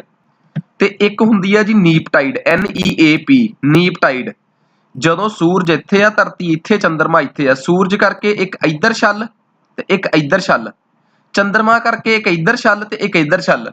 ਇਫੈਕਟਿਵਲੀ ਉਹ ਦੋਵਾਂ ਨੇ ਇੱਕ ਦੂਜੇ ਦਾ ਕੋਈ ਫਾਇਦਾ ਨਹੀਂ ਕੀਤਾ, ਕਿਉਂਕਿ ਇਹਦੀਆਂ ਛੱਲਾਂ ਇੱਧਰ ਨੂੰ ਆ, ਇਹਦੀਆਂ ਇੱਧਰ ਨੂੰ ਆ, ਇਹ ਇਹਦਾ ਫਾਇਦਾ ਨਹੀਂ ਕਰ ਸਕੀ, ਇਹਦਾ ਫਾਇਦਾ ਨਹੀਂ ਕਰ ਸਕੀ। ਇਸ ਕਰਕੇ ਇਹਨਾਂ ਦੋਵਾਂ ਦੀ ਟਾਈਡਸ ਜਿਹੜੀ ਆ ਨਾ, ਉਹ ਇੱਕ ਦੂਜੇ ਦੇ ਵਿੱਚ ਐਡ ਨਹੀਂ ਹੋ ਸਕੀਆਂ। ਕਹਿੰਦੇ ਆ ਜੀ ਜਦੋਂ ਇਹੋ ਜੀ ਸਥਿਤੀ ਆ ਜੇ, ਠੀਕ ਆ ਜੀ, ਪੁੰਨਿਆ ਤੇ ਮੱਸਿਆ ਦੇ ਵਿਚਲੇ 7.5 ਦਿਨਾਂ ਬਾਅਦ, ਉਹ ਤਾਂ ਹੁੰਦਾ ਹੈ ਪੁੰਨਿਆ ਤੇ ਮੱਸਿਆ ਤੇ, ਬਿਲਕੁਲ ਜਦੋਂ ਤਿੰਨੇ ਇੱਕ ਲਾਈਨ 'ਚ ਹੁੰਦੇ ਆ, ਇਹ ਹੁੰਦਾ ਪੁੰਨਿਆ ਤੋਂ 7 ਤੇ 7.5 ਦਿਨ, 8ਵੀਂ ਰਾਤ, ਤੇ ਮੱਸਿਆ ਤੋਂ ਵੀ 8ਵੀਂ ਰਾਤ। ਉਸ ਟਾਈਮ ਆਹ ਸਥਿਤੀ ਹੁੰਦੀ ਆ ਤੇ ਇੱਕ ਵਾਰੀ ਆਹ ਸਥਿਤੀ ਹੁੰਦੀ ਆ। ਇੱਥੇ ਇਹਨੂੰ ਕਹਿੰਦੇ ਆ ਕੁਆਰਚਰ ਪੋਜੀਸ਼ਨ, ਮਤਲਬ ਤਿੰਨਾਂ ਦੇ ਵਿੱਚ 90 ਡਿਗਰੀ ਦਾ ਤ੍ਰਿਕੋਣ ਬਣਦਾ ਹੈ ਜੀ। ਇਸ ਸਥਿਤੀ ਦੇ ਵਿੱਚ ਟਾਈਡ ਦੀ ਹਾਈਟ ਬਹੁਤ ਛੋਟੀ ਰਹਿ ਜਾਂਦੀ ਆ, ਕਿਉਂਕਿ ਇੱਥੇ ਇੱਕ ਦੂਜੇ ਦਾ ਫਾਇਦਾ ਨਹੀਂ ਹੁੰਦਾ। ਇਸ ਕਰਕੇ ਇਸ ਟਾਈਡ ਨੂੰ ਕਿਹਾ ਜਾਂਦਾ ਹੈ ਜੀ ਨੀਪ ਟਾਈਡ, NEAP। ਇੱਕ ਤਾਂ ਕਾਰਨ ਇਹ ਹੋ ਗਿਆ ਕਿ ਜੀ ਟਾਈਡ ਇਸ ਕਰਕੇ ਵੱਧ ਘੱਟ ਹੋ ਸਕਦੀ ਹੈ ਕਿ ਉਹ ਸਪ੍ਰਿੰਗ ਟਾਈਡ ਹੈ ਕਿ ਨੀਪ ਟਾਈਡ ਹੈ। ਇੱਕ ਕਾਰਨ ਹੋਰ ਵੀ ਹੁੰਦਾ ਹੈ, ਤੁਹਾਨੂੰ ਪਤਾ ਸੂਰਜ ਦੇ ਦੁਆਲੇ ਘੁੰਮਦੀ ਆ ਧਰਤੀ, ਤੇ ਧਰਤੀ ਦੇ ਦੁਆਲੇ ਘੁੰਮਦਾ ਕੌਣ ਭਲਾ? ਚੰਦਰਮਾ। ਹੁਣ ਮੈਂ ਸੂਰਜ ਤੇ ਧਰਤੀ ਦੇ ਬਾਰੇ ਇੱਕ ਕਨਸੈਪਟ ਹੋਰ ਦੱਸਣਾ ਚਾਹੁੰਦਾ ਮੈਂ ਤੁਹਾਨੂੰ, ਪੈਰੋਜੀ ਐਂਡ ਐਪੋਜੀ ਪੋਜੀਸ਼ਨਸ ਬਾਰੇ।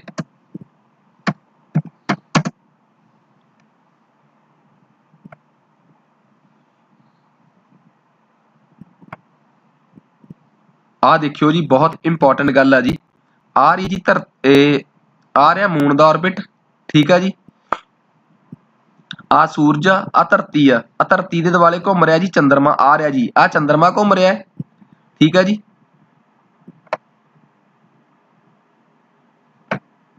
ਆ ਰਿਹਾ ਜੀ, ਆ ਜਿਹੜਾ ਫੋਕਸ ਕਰੋ ਜੀ, ਆ ਘੁੰਮ ਰਿਹਾ ਜੀ ਚੰਦਰਮਾ, ਠੀਕ ਆ ਜੀ।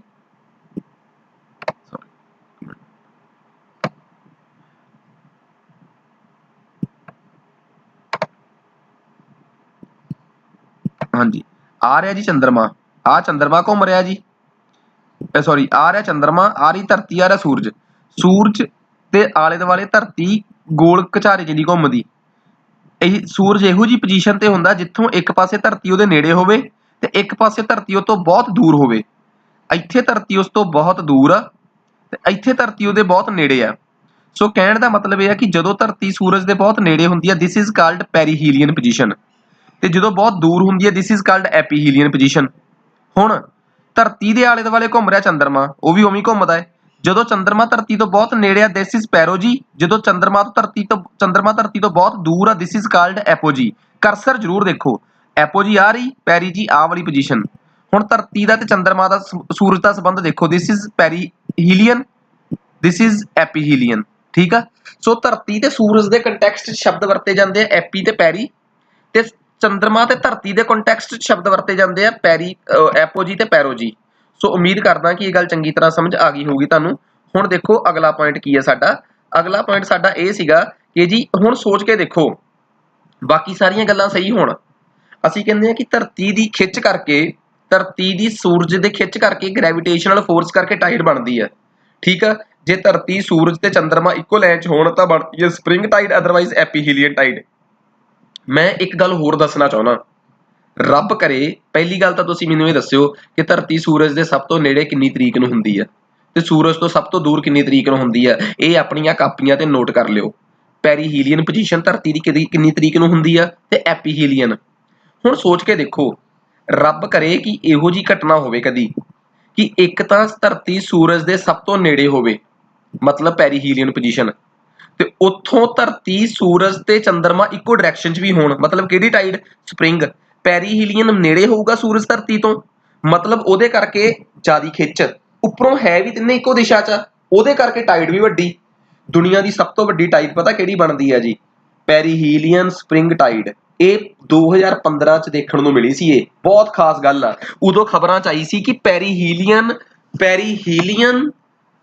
ਸਪਰਿੰਗ ਟਾਈਡ ਬਣੀ ਆ ਜੀ, ਤੇ ਬੜੇ ਚਿਰ ਬਾਅਦ ਦੇਖਣ ਨੂੰ ਮਿਲੀ ਆ। ਸੂਰਜ, ਧਰਤੀ ਤੇ ਚੰਦਰਮਾ ਇੱਕੋ ਦਿਸ਼ਾ 'ਚ, ਤੇ ਉਹ ਵੀ ਉਸ ਦਿਨ ਜਿਸ ਦਿਨ ਪੈਰੀਹੀਲੀਅਨ ਪੋਜੀਸ਼ਨ ਹੁੰਦੀ ਆ। ਉਹ ਸਾਲ ਦਾ ਕੋਈ ਇੱਕ ਹੀ ਦਿਨ ਹੁੰਦਾ ਹੈ। ਇਹ ਹੁਣ ਤੁਸੀਂ ਗੂਗਲ ਸਰਚ ਕਰਿਓ, ਮੈਂ ਤਾਂ ਤੁਹਾਨੂੰ ਦੱਸ ਵੀ ਦਊਂਗਾ, ਪਰ ਉਹਦੇ ਨਾਲ ਤੁਹਾਡੀ ਸਰਚ ਕਰਨ ਦੀ ਸ਼ਮਤਾ ਬਹੁਤ ਘੱਟ ਹੋ ਜਾਊਗੀ। ਉਹ ਨਹੀਂ ਮੈਂ ਘਟਾਉਣੀ ਚਾਹੁੰਦਾ। ਸੋ ਕਹਿਣ ਦਾ ਮਤਲਬ ਇਹ ਆ, ਰੱਬ ਕਰੇ ਕਿ ਉਧਰੋਂ ਪੈਰੀਜੀ ਵੀ ਆ ਜੇ, ਮਤਲਬ ਕਿ ਚੰਦਰਮਾ ਵੀ ਧਰਤੀ ਦੇ ਨੇੜੇ ਹੋਵੇ, ਸੂਰਜ ਧਰਤੀ ਦੇ ਨੇੜੇ ਹੋਵੇ। ਹੁਣ ਇਹ ਸਾਰੀਆਂ ਗੱਲਾਂ ਤੇ ਉੱਪਰੋਂ ਸਪਰਿੰਗ ਟਾਈਡ ਵੀ ਹੋਵੇ, ਤਾਂ ਫਿਰ ਮੈਂ ਕੀ ਕਹਿ ਦੂੰਗਾ ਜੀ? ਪੈਰੀਹੀਲੀਅਨ ਸਪਰਿੰਗ ਟਾਈਡ, ਉਹ ਤਾਂ ਸਭ ਤੋਂ ਹੀ ਵੱਡੀ ਹੋ ਜਾਊਗੀ। ਸੋ ਉਮੀਦ ਕਰਦਾ ਕਿ ਪੈਰੀਹੀਲੀਅਨ, ਐਪੀਹੀਲੀਅਨ, ਪੈਰੋਜੀ, ਐਪੋਜੀ ਦਾ ਟਾਈਡਸ ਦੇ ਨਾਲ ਕੀ ਕੰਟੈਕਸਟ ਆ, ਇਹ ਤੁਹਾਨੂੰ ਸਮਝ ਆ ਜਾਣਾ ਚਾਹੀਦਾ ਸੀਗਾ। ਸੋ ਇਸ ਤੋਂ ਬਾਅਦ ਅੱਗੇ ਚੱਲਦੇ ਆ ਅਸੀਂ ਟਾਈਡਲ ਬੋਰਸ ਤੇ। ਠੀਕ ਆ ਜੀ, ਸੌਰੀ, ਟਾਈਡਲ ਬੋਰਸ। ਬਿਲਕੁਲ, ਕਹਿੰਦੇ ਜੀ ਸਾਨੂੰ ਇੱਕ ਗੱਲ ਪਤਾ ਕਿ ਚੰਗੀ ਤਰ੍ਹਾਂ ਕਿ ਜਦੋਂ ਇੱਕ ਟਾਈਡ ਆਉਂਦੀ ਆ, ਠੀਕ ਆ ਜੀ, ਜਦੋਂ ਇੱਕ ਟਾਈਡ ਸਮੁੰਦਰ ਦੇ ਵਿੱਚ ਆਉਂਦੀ ਆ, ਸਮੁੰਦਰ ਤੋਂ ਉਹ ਟਾਈਡ ਵਾਪਸ ਦਰਿਆ ਵੱਲ ਨੂੰ ਜਾਂਦੀ ਹੈ। ਕਿਹੜੇ ਦਰਿਆ ਵੱਲ ਨੂੰ? ਉਹ ਸਮੁੰਦਰ ਦੇ ਵਿੱਚ ਦਰਿਆਵਾਂ ਦਾ ਪਾਣੀ ਆਉਂਦਾ ਹੈ, ਪਤਾ ਨਾ ਗੱਲ। ਤੇ ਜਦੋਂ ਟਾਈਡ ਵਾਪਸ ਦਰਿਆ ਵੱਲ ਜਾਂਦੀ ਹੋਵੇ ਤਾਂ ਉਸ ਇਲਾਕੇ ਨੂੰ ਕਿਹਾ ਜਾਂਦਾ ਹੈ ਕਿ ਇੱਥੇ ਟਾਈਡਲ ਬੋਰ ਆ।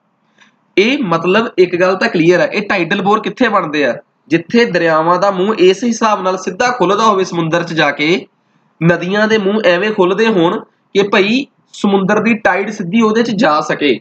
ਠੀਕ ਆ, ਇਹ ਨਾ ਹੋਵੇ ਕਿ ਦਰਿਆ ਸਮੁੰਦਰ ਤੱਕ ਪਹੁੰਚਦਾ ਪਹੁੰਚਦਾ ਬਹੁਤ ਚੌੜਾ ਹੋ ਜੇ, ਫੇਰ ਪੰਗਾ ਪੈਂਦਾ ਜੀ ਇਹ। ਸੋ ਕਹਿਣ ਦਾ ਮਤਲਬ ਇਹ ਆ, ਤੁਸੀਂ ਕਹੋਗੇ ਇਹਦਾ ਨੁਕਸਾਨ ਕਿ ਫਾਇਦਾ ਕੀ ਆ? ਇਹ ਤਾਂ ਮੈਂ ਅੱਗੇ ਜਾ ਕੇ ਪੜਾਉਂਗਾ। ਮੈਂ ਇੱਕ ਹਿੰਟ ਦੇ ਦਿੰਦਾ, ਜਦੋਂ ਸਮੁੰਦਰ ਦਾ ਪਾਣੀ ਦਰਿਆ ਵੱਲ 'ਚ ਵਾਪਸ ਜਾ ਸਕਦਾ ਹੋਵੇ, ਟਾਈਡਸ ਦਾ ਪਾਣੀ, ਤਾਂ ਉਹਨੂੰ ਆਪਾਂ ਕਹਿੰਦੇ ਆ ਟਾਈਡਲ ਬੋਰ। ਉਹਨੂੰ ਆਪਾਂ ਟਾਈਡਲ ਬੋਰ ਕਹਿੰਦੇ ਆ। ਇਹਦਾ ਫਾਇਦਾ ਬਹੁਤ ਆ। ਤੁਹਾਨੂੰ ਇੱਕ ਗੱਲ ਦੱਸਾਂ ਕਿ ਸਮੁੰਦਰ ਦੇ ਪਾਣੀ ਦਾ, ਸਮੁੰਦਰ ਦੇ ਵਿੱਚ ਟਾਈਡਸ ਆਉਣ ਦਾ ਇੱਕ ਛੋਟਾ ਜਿਹਾ ਫਾਇਦਾ ਦੱਸਦਾ ਤੁਹਾਨੂੰ ਮੈਂ। ਤੁਸੀਂ ਸੋਚ ਕੇ ਦੇਖੋ, ਸਮੁੰਦਰ ਦੇ ਵਿੱਚ ਟਾਈਡ ਆਵੇ, ਬਹੁਤ ਉੱਚੀ ਟਾਈਡ ਆਵੇ, ਤੇ ਟਾਈਡ ਜਿਹੜੀ ਆ ਪਾਣੀ ਨੂੰ ਛੱਲ ਨੂੰ ਅੱਗੇ ਤੱਕ ਲਿਆਵੇ, ਬਿਲਕੁਲ ਉਹਦੇ ਨਾਲ ਕੀ ਹੋਵੇ, ਤੁਹਾਡਾ ਇੱਕ ਸਮੁੰਦਰੀ ਜਹਾਜ਼ ਛੱਲ ਦੇ ਨਾਲ ਅੱਗੇ ਆ ਜੇ, ਤੁਸੀਂ ਉਹਨੂੰ ਉੱਥੇ ਲੌਕ ਕਰਕੇ ਬੰਨ ਲਿਆ, ਫਿਰ ਟਾਈਡ ਪਿੱਛੇ ਚੱਲ ਜੇ, ਜਹਾਜ਼ ਉੱਥੇ ਹੀ ਰਹਿ ਗਿਆ ਕਿਉਂਕਿ ਤੁਸੀਂ ਉਹਨੂੰ ਬੰਨਿਆ ਹੋਇਆ ਹੈ, ਤੇ ਉਹ ਆਪ ਪਿੱਛੇ ਚਲੇ ਗਿਆ। ਇਹਦਾ ਮਤਲਬ ਕੀ ਹੋਇਆ? ਜਹਾਜ਼ ਨੂੰ ਇੱਕ ਕਿਨਾਰੇ ਤੱਕ ਲੈ ਕੇ ਆਉਣ 'ਚ ਟਾਈਡ ਦਾ ਕਿੰਨਾ ਤਗੜਾ ਰੋਲ ਆ। ਜਿੱਥੇ ਜਹਾਜ਼ ਕਿਨਾਰਿਆਂ ਤੇ ਆ ਕੇ ਖੜਦੇ ਆ, ਉਹਨਾਂ ਨੂੰ ਕੀ ਕਹਿੰਦੇ ਆ ਭਲਾ ਆਪਾਂ? ਪੋਰਟਸ, PORTS, ਪੋਰਟਸ, ਬੰਦਰਗਾਹ। ਇਹਦਾ ਮਤਲਬ ਜੇ ਕਿਸੇ ਸਮੁੰਦਰ ਦੇ ਵਿੱਚੋਂ ਪਾਣੀ ਬੈਕ ਦਰਿਆ 'ਚ ਮਾਰਦਾ ਹੋਊਗਾ, ਉੱਥੇ ਤਾਂ ਭਾਈ ਰਿਵਰ ਦੇ ਵਿੱਚ ਵੀ ਪੋਰਟ ਬਣ ਸਕਦੀ ਆ, ਤੇ ਨਹੀਂ ਤਾਂ ਸਮੁੰਦਰ ਦੇ ਵਿੱਚ ਉਹਨਾਂ ਇਲਾਕਿਆਂ 'ਚ ਪੋਰਟਸ ਬਹੁਤ ਬਣਦੀਆਂ ਜਿੱਥੇ ਟਾਈਡਸ ਬਹੁਤ ਵਧੀਆ ਆਉਂਦੀਆਂ। Tides is responsible for port formation. ਸਾਡੇ ਦੇਸ਼ 'ਚ 12-13 ਮੇਜਰ ਪੋਰਟਸ ਨੇ ਇੰਡੀਆ ਦੇ ਸਮੁੰਦਰ ਦੇ ਦੋਵੇਂ ਪਾਸੇ। ਠੀਕ ਆ, ਇਹ ਬੇ ਆਫ ਬੰਗਾਲ 'ਚ ਵੀ ਤੇ ਅਰਬ ਸਾਗਰ 'ਚ ਵੀ। ਮੈਂ ਜਦੋਂ ਇੰਡੀਆ ਦੀਆਂ ਗਵਰਨਮੈਂਟ ਪਾਲਿਸੀਜ਼ ਪੜਾਉਂਗਾ ਨਾ, ਉਹਦੇ 'ਚ ਤਾਂ ਮੈਂ ਪੜ੍ਹਾਈ ਦੇਣੀ ਆ। ਜਦੋਂ ਮਿਨਿਸਟਰੀ ਆਫ ਸ਼ਿਪਿੰਗ ਪੜਾਉਂਗਾ, ਇਹ ਹੁਣ ਤੁਹਾਡੀ ਗੂਗਲ ਸਰਚ ਕਹਿੰਦੀ ਆ ਕਿ ਤੁਸੀਂ ਗੂਗਲ ਤੇ ਜਾ ਕੇ ਸਰਚ ਕਰਿਓ major ports of India map, images 'ਚ ਕਲਿੱਕ ਕਰਿਓ, ਤੁਹਾਨੂੰ ਇੰਡੀਆ ਦੀਆਂ 13 ਦੀਆਂ 13 ਬੰਦਰਗਾਹਾਂ ਦਿਸ ਜਾਣਗੀਆਂ। ਅੱਜ ਤੋਂ ਰੱਟਾ ਮਾਰ ਦੋਗੇ ਆਪਣੇ ਆਪ, ਤਾਂ ਯਾਦ ਆ, ਨਹੀਂ ਤੇ ਮੈਂ ਤਾਂ ਕਰਾਈ ਦੇਣੀ ਆ। ਸੋ ਉਮੀਦ ਕਰਦਾ ਕਿ ਤੁਹਾਨੂੰ ਇਹ ਲੈਕਚਰ ਚੰਗੀ ਤਰ੍ਹਾਂ ਸਮਝ ਆਉਣਾ ਹੀ ਆਉਣਾ ਚਾਹੀਦਾ ਹੈ।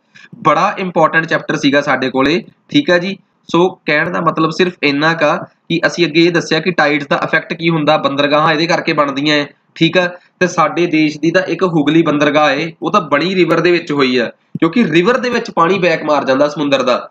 ਹੁਗਲੀ ਬੰਦਰਗਾਹ ਇਜ਼ ਓਨਲੀ ਜ਼ਬਰਦਸਤ one and only one riverine port of India. ਉਹ ਇੰਡੀਆ ਦੀ ਦਰਿਆ ਦੇ ਵਿੱਚ ਬਣੀ ਹੋਈ ਪੋਰਟ ਆ ਜੀ। ਸੋ ਕਹਿਣ ਦਾ ਮਤਲਬ ਇੱਕ ਗੱਲ ਆ ਕਿ ਬੜੀਆਂ ਇੰਪੋਰਟੈਂਟ ਗੱਲਾਂ ਨੇ ਪੋਰਟਸ ਦੇ ਵਿੱਚ। ਜਾਂਦੇ ਹੋਏ ਇੱਕ ਛੋਟਾ ਜਿਹਾ ਪੋਰਸ਼ਨ ਡਿਸਕਸ ਕੀਤਾ ਸੀ ਮੈਂ ਇਹਦੇ 'ਚ ਕਿ ਦੱਸੋ ਜੀ ਦੋਵੇਂ ਪਾਸੇ ਬਲਜ ਕਿਉਂ ਬਣਦੀ ਆ, ਤਾਂ ਇਹ ਪਹਿਲਾਂ ਹੀ ਕਨਸੈਪਟ ਮੈਂ ਆਲਰੇਡੀ ਸਮਝਾ ਚੁੱਕਿਆ ਤੁਹਾਨੂੰ। ਸੋ ਅੱਜ ਵਾਸਤੇ ਇੰਨਾ ਹੀ ਬਹੁਤ ਆ ਜੀ। ਸੋ ਅਸੀਂ ਮਿਲਦੇ ਹਾਂ ਜੀ, ਤਾਂ ਕਿ ਤੁਹਾਨੂੰ, ਉਮੀਦ ਕਰਦਾ ਕਿ ਤੁਹਾਨੂੰ ਇਹ ਸਾਰੇ ਕਨਸੈਪਟ ਚੰਗੀ ਤਰ੍ਹਾਂ ਕਲੀਅਰ ਹੋ ਗਏ ਹੋਣਗੇ। ਧੰਨਵਾਦ।